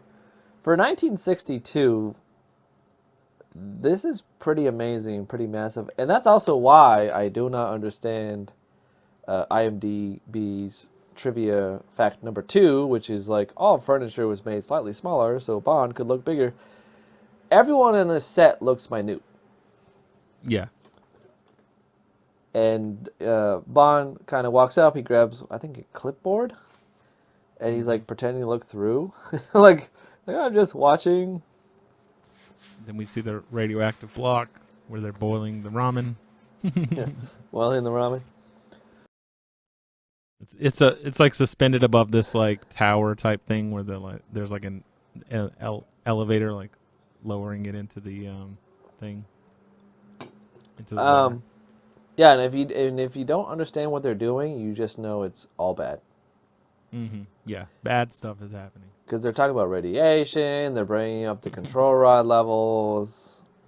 One thing I love about this set is that, like, everything's so clearly labeled. Oh yeah, I Like love these that. big giant signs over every computer that's like transducer computer, coolant computer. It's like, Reactor. yeah. Doctor now kind of turns to Bond. He's like, "What are you doing? Like, get over there!" And Bond's just kind of like, "Oh yeah." So he jogs over up the big ramp that's kind of hanging over this coolant pool, I guess, and the huge sign that says "reactor on" and then danger level. Yeah. And that's probably Yeah, like big- the silliest thing. I don't know. I mean, I guess it lets the love audience it. know. Yeah, Yeah. I love it too, but it's also like he has like this radio dial, and I think of what number 8 is like danger zone. These huge red letters or red sign. I think it's white letters on a red sign, and Yeah. it's like danger level. Bond is like, wow, if this is the danger level, I'm just gonna turn this wheel past it. Yeah. So I want to kind of just like pause here and make a note of this, which is like up until this moment, or up until kind of this set, we've been living in the world of realism for the most part. Like the movie is trying to portray to you that like everything is super serious and real. You're living in the real world. But I think once you enter this room, it gets to a point of wackiness that is like, I really love it. I love campiness. Like I love like 60s portrayal of like technology, like future technology and stuff like that. I just think because it's like a world that we never lived in. It's just like nothing ever looked like this. But so it's like, it's really actually, I don't know, it's just like a cool sci-fi thing. So I think at this point, this is the type of Bond that I love, where it's just like everything's a little campy, like a little bit, surreal. So this is kind of what I was like eager to get to, and I wish this part of the movie were a little bit longer and a little bit more. Like this is more of the stuff that like Austin Powers parodies and stuff like that. Yeah. Where it's just like, I think in some scenes, Big almost giant. literally. yeah. It's just like these big giant elaborate sets that no one would ever build. Like no no one except No would ever build, and it creates a level of like, I don't know. It to me it makes Bond cooler because it's like only Bond could get into this situation and deal with it because of his recklessness. Like, I don't know. It's like this weird big room, and he's just like, I'm gonna break it. And I think one great thing about Bond movies, or I guess not all of them, but what makes a great Bond movie is that it's easy to follow. Even though I don't know the plot or quite understand it, it's so obvious, like, this is bad guy wants to do something bad. Here's the danger level. Bond will turn the wheel to go above danger level, everything will blow up. Yeah. And like you don't have to think hard to have a good time. It's not something like Bond movies aren't something like where you got to go like, whoa, wait, I got to go watch that again. What just happened? It's very obvious. It's very simple. But I think that's a good formula for these kinds of movies.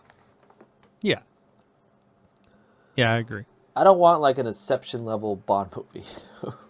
Yeah, I don't want to have to sit there and think and try to figure out like I think, we'll talk about this when we get to like Quantum of Solace and some other stuff where it's just like, yeah, the bad guy is bad, but there's nothing, I don't know, it just seems some things are just kind of weird where you're like, I don't want to have to sit there and try to figure out what the plot is. Like just show me bad guy, show me bad room, good Bond. Yeah. Radiation zone signs everywhere, so I know it's bad. Danger zone. Radiation zone. Yeah. Yeah, and I think So they're apparently launching a missile of some sort too. I mean, again, this is like, Or, Now we I get don't a know, cutaway of another great miniature of, I guess, a secret satellite that's gonna. I don't know. They need radioactivity to have a satellite that's gonna jam Project Mercury. Mm. I guess. I guess it doesn't matter because it's a Bond movie, and you're like, I don't care. Yeah, Bond, just there's a stop sign this in the back that says madness. something says something like missile tracking or something. I don't know. And I Who feel like knows? this is the only movie where I don't really understand the plot, and I don't care. Okay. Yeah. As we go forward, like plots become more obvious. This, Yeah. I don't know, this feels really dated. It feels very like 1960s. Hmm. We haven't hit the moon yet. We're still 7 years away from the moon. I'm excited for all this Yeah. the Bond in I space can't wait to stuff get to like the that. moon. Again, that's the type of stuff I'm like kind of excited about. But So Bond turns the wheel to pass the danger zone. And Cranks it up. we'll get to another thing that happens in like every Bond movie, and that is zero fire safety. For whatever reason, yeah. small things will blow up all the bad guy lairs because Yeah. no fire inspections. Yeah. So you get Dr. No's awkward run, which I think is because they're It's in a bubble. they're suit. trying to show that his entire arm is metal, not just his hands, but his entire arm. So like his elbows don't quite bend naturally when he runs. Like they're just kind of like straight. And it might just be like some prosthetic thing that he's wearing, like that makes him run that way. But it's really funny. Yeah, and like the henchmen here are probably the worst ever. Most Yeah, of they them all are they just all like run. peace. Nobody attacks Bond. Well, there's like the one guy up there that attacks him, but like once he realizes like radiation danger, they all start running. So, and Dr. No goes right for Bond, and he's using his metal hands to stab at him and punch him, and he goes right through the glass there, Mm-hmm. which is, I mean, it's an okay fight scene. It's 1962. Yeah. We're It's not not going to terrible. get like really bad lightsaber battle until 1977, so it's kind of on that. Blasphemy. Yeah. Blasphemy. and that's fine because I hate, I guess in modern movies you get a lot of fight scenes that are so drawn out. Mm-hmm. Like, just like the lightsaber battle in this one, it's mainly to move the story and to tell the story. Bond didn't know have an ideological fight, and that's part Yeah. of the eating scene where they're at the table, dinner or breakfast, whatever, bacon and eggs. That's their true battle, their battle of their wits, the battle of their arrogance, the battle of their ideologies, where they're just like, I mentioned earlier, like the movie got a little stale at a point for me. It did pick up at the dinner when we finally get to the dinner. I'm like, okay, we've got the conflict now. Like that's what I was waiting for, and also like kind of that's the same time where they kind of take honey out of the picture, which, like I said before, was kind of like she just seemed like she was there for eye candy, and it was like, okay, let's get rid of this. Here's the real deal. Here's the real battle. And Bond realizes he has to stop this no matter what, and even if it means cranking up the radiation level and killing himself potentially, and he has reckless abandon. And so it's a short fight, and he definitely, there's no real, like normally there's a trick that Bond does to like physically best his physically superior opponents. Like Dr. No should be able to just like grab Bond's arm and crush it, right? Like he displayed that. We didn't really talk about it, but at the dinner scene where he crushes that little thing on the table that when he grabs it the first time kind of looks squishy. Yeah. Yeah, it's like squishy though. But I mean, he could have clearly just like grabbed Bond, but Bond somehow bests him. And we know And Bond is he- going to best him, so we don't need a 40-minute battle through it. Like it's very quick. Yeah. And I like how Dr. No is undone by the very thing that makes him unique, and that's his metal hands. Like, he cannot grab onto the platform. Yeah. So I guess we should describe the scene because we kind of skipped it, but they're on this sinking platform that's going into the radioactive boiling water. And Bond kind of gets the edge on Dr. No, kind of hits him down, climbs up. And as Dr. No tries to climb up, he can't grip the metal with his robot hands. So he ends up plunging into this boiling water. But yeah, the very thing that makes Dr. No, and when you think of him, you know, it's his metal hands, is his undoing, which I think is fitting. Yeah. Yeah, it's kind of cool. So we get breakdown of bad guy lair, which we'll see many, many, many times to come. And Bond's got to go find Honey Rider. Which is great. He just starts running around and shaking women. Yeah. Where is she? Yeah, I got nothing else to say about that. Does he slap a woman? I don't think he slaps a woman, but he first shakes he shakes a henchman and punches him, but then he runs up to a woman and like grabs her by the arm like forcefully. Yeah, he's pretty forceful with these people. He's like, "Tell me where to go." Which, like, Dr. No's lair seems like one hallway. Just try all the doors, man. Yeah, and then he's like punching his way through the lair as people are trying to escape. Like they're not even attacking. Yeah, him. They're he's just like, trying to get out. He's like, I'm going to punch you. He gets like a receptionist or nurse, I don't know, to show him. And Honey Rider is attached to some shackles on like a random slope. Yeah, diagonal platform here. As water's being seeped in, I guess we're supposed to assume it's radioactive water or runoff or boiling water. Or it's bad, whatever it is, tide coming in. Originally, it was supposed to be giant crabs in there, and I've seen some photos of the original shots of the giant crabs. They look awesome, I bet. Apparently, what they did is they ordered like some king crabs, and they had them all shipped in from like Alaska or something, but they all came frozen and dead. Yeah. So it didn't work. So, and I think in the book she's tied to a cliffside, if I remember correctly, and like she's being eaten by crabs or about to be attacked by crabs, and so that was the idea behind that. Yeah. But they had to scrap it all and kind of make it look like she's about to drown. So Bond rescues her, and then we have such a great scene of like people running around and diving off the platform. And I can't remember where I heard this, but apparently all these extras were paid. I'm going to get this wrong. I know I'm going to get this wrong, but I can't remember. Oh boy. They were paid an extra bonus, or they were paid an extra lunch or something. There was an incentive if you could dive off the platform. Yeah. So we got a lot of extras diving off the platform because as an extra you would get some kind of bonus for doing that.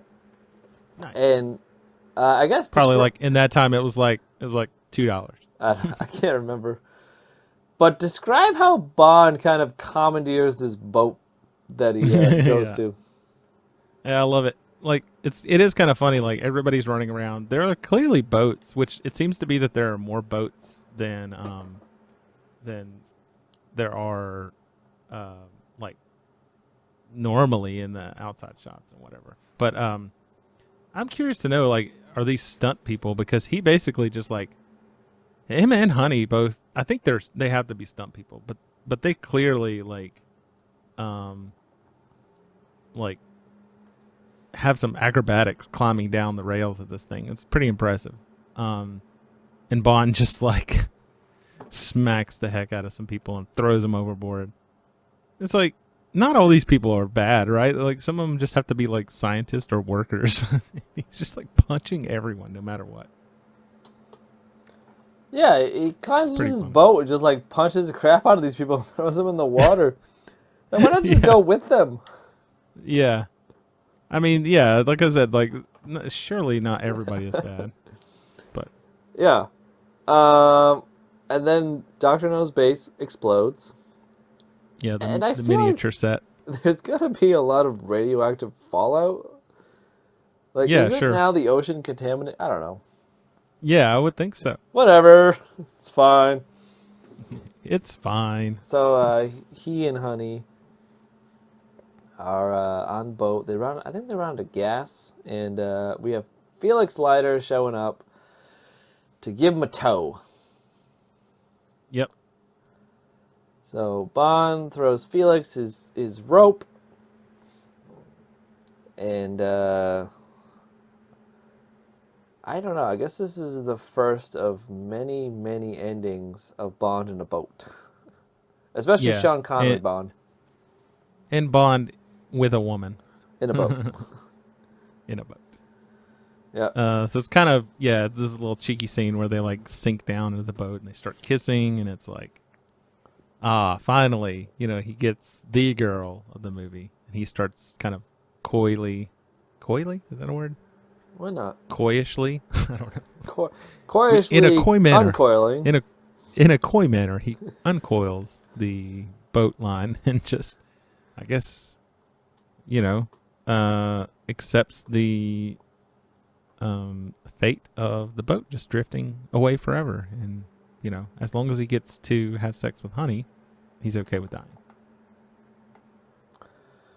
Yeah. No, I guess the implication is that they'll come back and get him in however long it 2 takes. minutes.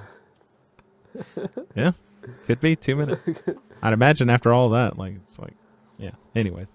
Yeah. Bond does the rope. They're now adrift at sea Well, again. I don't know what radioactivity does to your sex life there. So maybe it may make it harder. Well, more difficult. Let's say more difficult. Oh, May make it more no. difficult. May make it easy. Some things may be different colors. I don't know. Why is this thing green? But I don't clearly know. I they was in some are- radioactive water for a while. Let's just don't pay attention to that. Extremely radioactive.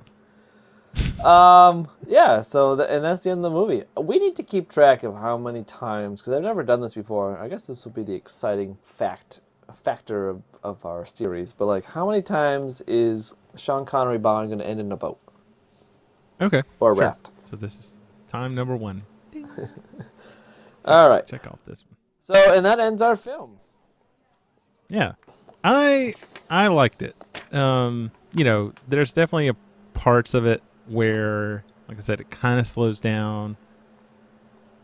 The plot is not especially compelling because it's just kind of like, the first thing is the mystery of Strange Way, and you kind of get through that, maybe about 3/4 into the movie, and then to me it picks up once you get to the dinner scene. That's to me like, okay, this is Bond. Him playing detective is not really that interesting to me, but to each his own. Like I said, I'm coming at this from like a modern movie viewer where like too much talky, not enough action. But it was good. Like I thought it set up a lot of the Bondisms, the iconic things that we talk about, like the music, his charm, his swagger, his ability, his his recklessness, which is kind of cool. Like and then the whole like villain thing kind of sets up the wacky villain with some sort of power or weird physical attribute who has some grandiose plan you don't necessarily have to understand. You just have to, I liked it. So I would say I'd come away with it saying that I enjoyed this movie. Yeah, I think Dr. No does a really good job of giving us what is to come and what is to expect. Mm-hmm. It does a good job of giving us the Bond formula it doesn't go overboard, but it doesn't really disappoint either. We get Especially at the end. Yeah. They don't go overboard. No, They stay on the boat. We get all the tropes that we're going to expect as we go forward. And I think it'll be interesting to compare. Dr. No is almost like the watermark of, if you get a Bond movie that does better, it can do kind of these tropes better. It can do the villain reveal better. It can do the plot better. It can do the Bond girl inclusion better. then you got a better film. Mhm. But also, likewise, if it does it worse, we have a worse Bond film. So like if the plot is even worse, if the villain reveal is worse, or just if you have a bad villain, if the Bond girl inclusion is worse, even just the course of the plot. Yeah. This is very. It's very plain. It's very much point A to point B, pretty quick. Some action included, some witty dialogue, and you get it. It's the perfect Bond formula. If you can do better than that, it's going to be a better Bond film. But if you can't, it's hard to say. But if you can't live up to the expectations of a Dr. No, you've made a worse Bond film. Oh, okay. I don't It'll be know. interesting to see. That's kind of how I feel, like as we get into the other ones. Dr. No doesn't disappoint. It doesn't wow, but it doesn't disappoint. I don't walk away and go, geez, what a terrible film. I go, you know what? That was pretty good. You know, Sean Connery and Bond, he did all the things that I would expect him to do, especially from what I know of Bond. And even as corny or as quirky as some of these things are, I like them because James Bond, and especially the villains, are kind of corny and quirky. Yeah. And if we get to an Inception level plot, like, it's not a Bond film anymore. Yeah, the villain's plan has to be kind of a little bit ambiguous. But I think it's interesting for me, like, having seen literally just the newer films, and I haven't seen the most new film. I haven't seen No Time to Die yet. I'm actually going to wait until we get there. This is going to be our pilgrimage to the No Time to Die, because I cannot wait for you to get there and understanding everything you know about Bond, your reaction to that film. Yeah, And but even- it's still interesting to see from this, from Dr. No to Spectre. Yeah. There are a lot of through lines that began here. There's also some through lines in the later films that are not necessarily present here that I'm interested to see going forward, where they begin and how they tie in. Like the gadgets are not necessarily here. The the use of gadgets, like we'll get into that when we start ranking the gadget here in a second from this film. But like, it's interesting some of the things that occur that are always here. The Bond villain, the Bond girls, it's really cool to see that, like, it's a totally different movie than the new movies, but there are things that this movie sets up that I can't wait to see how they pattern through the next few movies. Yeah, and especially coming up, we're going to get what I think are some pretty strong films, followed by some pretty meh films. So I would love to see your reaction and to see if we're on the same page. Or will you find the next set of films stronger or not? And then will you kind of begin to notice the meh films as we get there? Okay. All right. So one thing I forgot to mention is that, at least I think I forgot to mention, is Sean Connery was kind of a nobody before these Bond films. And so the producers had found him, particularly, I think it was Harry Saltzman, but one of them, Saltzman or Broccoli, saw him in a film called Darby O'Toole, or no, Darby O'Gill and the Little People. And I went back and I watched some clips from it, and it looks really crazy. Oh. So if you pop onto YouTube and you watch, like, you can watch the trailer and whatnot, and he's playing essentially himself. He's playing a Scottish guy, I think, an Irish or a Scottish guy. It's a film. It's a Disney film full of leprechauns and like singing and dancing, and then Sean Connery has some singing numbers in it. It's Oh, wow. Yeah. So this really launched his career. Yeah. Yeah, so they saw is that cool. film and they were like, hey, this guy could be James, because a lot of people kept turning down the part and whatnot. And so they saw that film and they recommended, like, hey, go watch Darby O'Gill and the Little People, and check out Sean Connery, and let us know what you think. And they did, and they were like, you know what? That's James Bond right there. So yeah, go check out Darby O'Gill. You won't regret it. It's at least in 2023. I'm sure in 1960. Oh god, I don't know when it came out. 1960, 1960s. I'm sure it was like, okay, this is normal. But 1960 or in 2023 to go back and watch Sean Connery Something have like this that. singing number in a really weird looking film. I had a good time. Okay, cool. All right, so Dr. No was made on a $1 million budget. And it grossed nearly $60 million in 1962. That's incredible. It's crazy. Yeah, 60 times your budget. That I don't know if we've seen anything quite like that. I'm sure we have, but that's just, to me, that's just astronomical. You would be lucky and really hoping to double profit. But Yeah. adjusted for inflation, 1962 in modern dollars, so $1 million then is about $9.8 million now. That's crazy. And I did some research on like the current budget of movies, like No Time to Die, was actually made for about $250 million. So tons more than $9 million. So Yeah, it was a low budget. Granted, there's like so much more technology and all this other stuff, but yeah, I would say Dr. No did a lot with the 1 million. Like did a lot with what it had. Yeah, I think it was a low budget film, all things considered. Mm-hmm.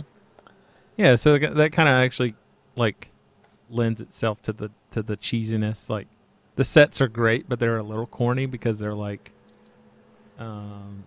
they're big open spaces with like cool little accent pieces and stuff like that. And I would probably venture to say that maybe the cast, like the payment of the cast, is normally like a big part of it, and the set design were probably the main factors of the budget there, because those are the two things that kind of stand out to me. Yeah, that's I can't even imagine what Sean Connery's contract must have been, but I'm sure it wasn't very high. Yeah, I'm sure after this movie they renegotiated, like after it came out. Well, we'll get to that as we go forward. That will come into play. 60. So they made $60 million, close to $60 million in 1962, which would be about $600 million today. So it's over $500 million. That is a net profit of $591 million in 2023 money. Oh wow! Yeah. So you went from two guys who had some money to try to produce a film, spending less than $10 million in modern money, and ending up with $600 million. So, of course, there's going to be a sequel, and that sequel is going to turn into a series, and I think it's an interesting way to kick off how profitable the James Bond series will be. Yeah. And I guess, that was a massive surprise. It was not expected that it was going to have this kind of turnaround, but you do see that quality throughout the film. You see it in the score, you see it in the cinematography, you see it in the sets, you see it in the acting. I'm not disappointed with any aspects of this film. I think it plays it a bit safe, and it plays it a bit low budget, because it has to at the time. And we'll see that change in the future. But I don't walk away, aside from not really understanding the plot, but which I'm kind of okay with, I don't walk away disappointed. It's very middle of the road for me. Yeah, I think for me overall, I don't have context of the other films to say where I would land it, but I would say, And you will. Yeah, I would say very, very slow in the middle to me, like the detectiving stuff, and also the kind of inclusion of Honey Rider as like I said, I just felt like it was no more than eye candy. Like she had no Mm-hmm. real purpose in the film. Like by the end of it, other and it actually kind of like if this was like the introduction of her as a recurring girlfriend of Bond's, like later in films, I might be like, okay, interesting. Like this might be, they gave her something, but by the end of the film, you're just like, oh, she's just another woman to sleep with. Like, I don't know.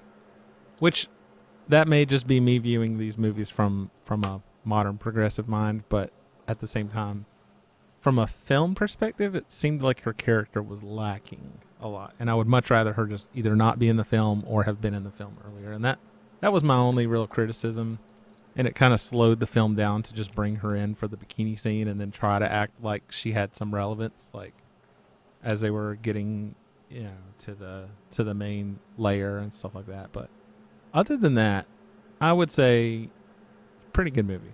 Pretty good. I mean, I feel like if you're going to watch the Bond movies, you have to probably go back and start with this one. Yeah, I agree. And like I said before, it's kind of that litmus test of is a Bond movie good or bad? Yeah.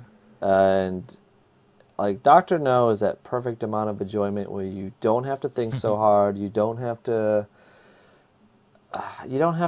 put mental energy in it. You can kind of get some popcorn, sit back, watch it, and be satisfied. Yeah, I agree. Nothing bothers you, nothing rattles you. Characters don't do things that make you go, what? What are they doing? No. Plots don't make you go like. Although there should be something that bothers you when a main character that you're supposed to care about is burned alive. It's so flippantly like. On to the next scene. Like, who cares about but they never really go back. Like a modern movie nowadays would spend, a good minute chewing on the death of Quarrel, and maybe even later at the end of the movie. Does it though? You might have. Well, maybe not. I don't know. I think don't know either. I feel like they set Quarrel up as a sympathetic death, and then they just kind of like. Anyways, This reminds me of like typical serials of the time. Like if you think of the Towering Inferno or the original Poseidon Adventure, where like you have a group of characters that go through something and like they kind of get picked off one by one and then they move on. I think that was kind of typical back then. yeah, And like I said, it doesn't bother me. Like I can watch this film and I guess it's kind of a nice thing when you don't have to be like shedding a tear and crying and grabbing a tissue. You just grabbing more popcorn and going, oh well, that stinks. All right, what's next? Let's kill Dr. No. I don't like him. yeah. All right. Shall we do our rankings? Shall we get to? Yeah. Let's get to the rankings, which is going to be fun for this movie. As we just sat here and gushed about the movie, the rankings. All right. So as we go, we'll have a lot of fun with this, I think, going forward. But the first thing we'll always rank is the Bond song. And I guess what is the Bond song in this one? I think we talked about this a little bit before, but like the Congo thing and then the Three Blind Mice song, like combo, are kind of what we're going to use for this movie's song. Let's call it the Three Blind Mice. All right. And for simplicity's sake, this is our number one. This is my number one. Which? Yeah. So it starts number one. To keep track of things, I'm going to rank them with numerical values out of 10, just so like when we go forward, like you can kind of get my opinion on it right now, but I would say this is like a 3.4 out of 10. Like not that great. It's not that great. I give it a 5. It's middle. I don't like it. I don't hate it. It's whatever. It's Three Blind Mice. Maybe once I see more, I'll probably actually move this down lower because I just don't feel like this is I don't know. Yeah, it's just I'm not gonna- interesting to me. I'm gonna rank it on like, would I listen to this again? Would I hit repeat? This is a Oh, no. yeah. It's a no for me too. I don't dislike it. Oh. It's just I wouldn't repeat it. It's fine. I heard it. I enjoyed it. I'm not gonna play it again. So we get a middle of the road 5. Okay. Bond. So second thing we're gonna rank is the gadget of the film. Okay. Which this time we decided was going to be the Walther PPK because he didn't really get a Yeah, it doesn't. traditional It gets a kind of Geiger gadgety counter. thing. Yeah, that's true. I'm So happy with we're the going to rank Walther this on PPK. usefulness, though, right? Usefulness and coolness. Yeah, the gun is definitely. What does he kill? One person, right? He kills Dr. Dent, and that's it. Is that it? And he shoots out a I light. think that's the only person he shoots. Yeah, he shoots the light out of Wow. the dragon tank. So I think he either he doesn't strangles even- other people or boils them alive, like Robin. he doesn't even have the gun on him at the No. like after they arrive at the lair after they get That's kidnapped. So interesting. I've never really thought about yeah, that. isn't it? So he kills someone He in doesn't cold even have blood, the gun with him. which he probably could have done with the Beretta. Yeah, true. True. So, all right. It's really incidental. Like it has nothing to do with like him getting the Walther over the Beretta. Never really comes back into play, right? Like No. at all. Aside from it's almost like he gets all these cool like later posters of him holding this Yeah, with gun, him. but and this will become the James Bond signature gun in the logo as well. This little tiny thing. Mm-hmm. So I'm gonna give it a 2 because it just Yeah. was incidental. That sounds like, not that even- sounds right. It's a 2. Right now it's my number 1 in the ring because it's our only Sure. rep- Yeah. gadget. It's the only one. But yeah, it's like, okay, you got a pistol, you killed a person. Yay. Yeah, he shot one person with it. All right. And a headlight. The One third- person and a headlight. Yeah. That sounds like a band name or something. You know what? Or an album name. That's my next band name. One person in a headlight. And then when people are like, "What does your band name mean?" Just be like, "That's the only thing James Bond used his gun on in the first movie." And they'd be like, "Oh, wow, that's so Like, cool." Watch Doctor No, you'll understand. It's deep, Yeah, it's deep, man. It's deep, deep. All right, the third thing we're gonna rank is the villain's plot or the villain's plan for demise. Yeah. A what? Yeah. Yeah, it's first place, given that it's the It's only one. currently But first place. I give it a 1 out of 10. A 1 out of 10. So- It's like so. Doctor It's No just so wants non- to disrupt Project Mercury or the U.S. launching these missiles. Not missiles, I Mhm. guess rocket ships from Cape Canaveral in Florida with radioactive Again, waves. this would have been totally cool if they had brought it up earlier in the movie. Let's say Honey Rider is working on the Mercury project or something like that. You know what I mean? Like they could have made this a bigger deal, but it was just like, oh, while we're eating, let me tell you about this thing.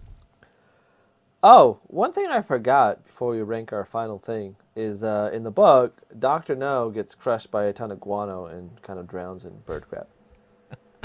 And then they escape in the Nice. dragon. So, Nice. all right. And then the last thing we'll rank is the Bond girl. Yeah? I thought we were going to rank the opening scene as well. Nope. I don't have that on my list, but we can. The pre-credits. I think we should. I Okay. think we should. Yeah, pre-credit scene because the stinger. Should I? Even though this movie didn't have one, I think we talked about doing it because every other movie will have one.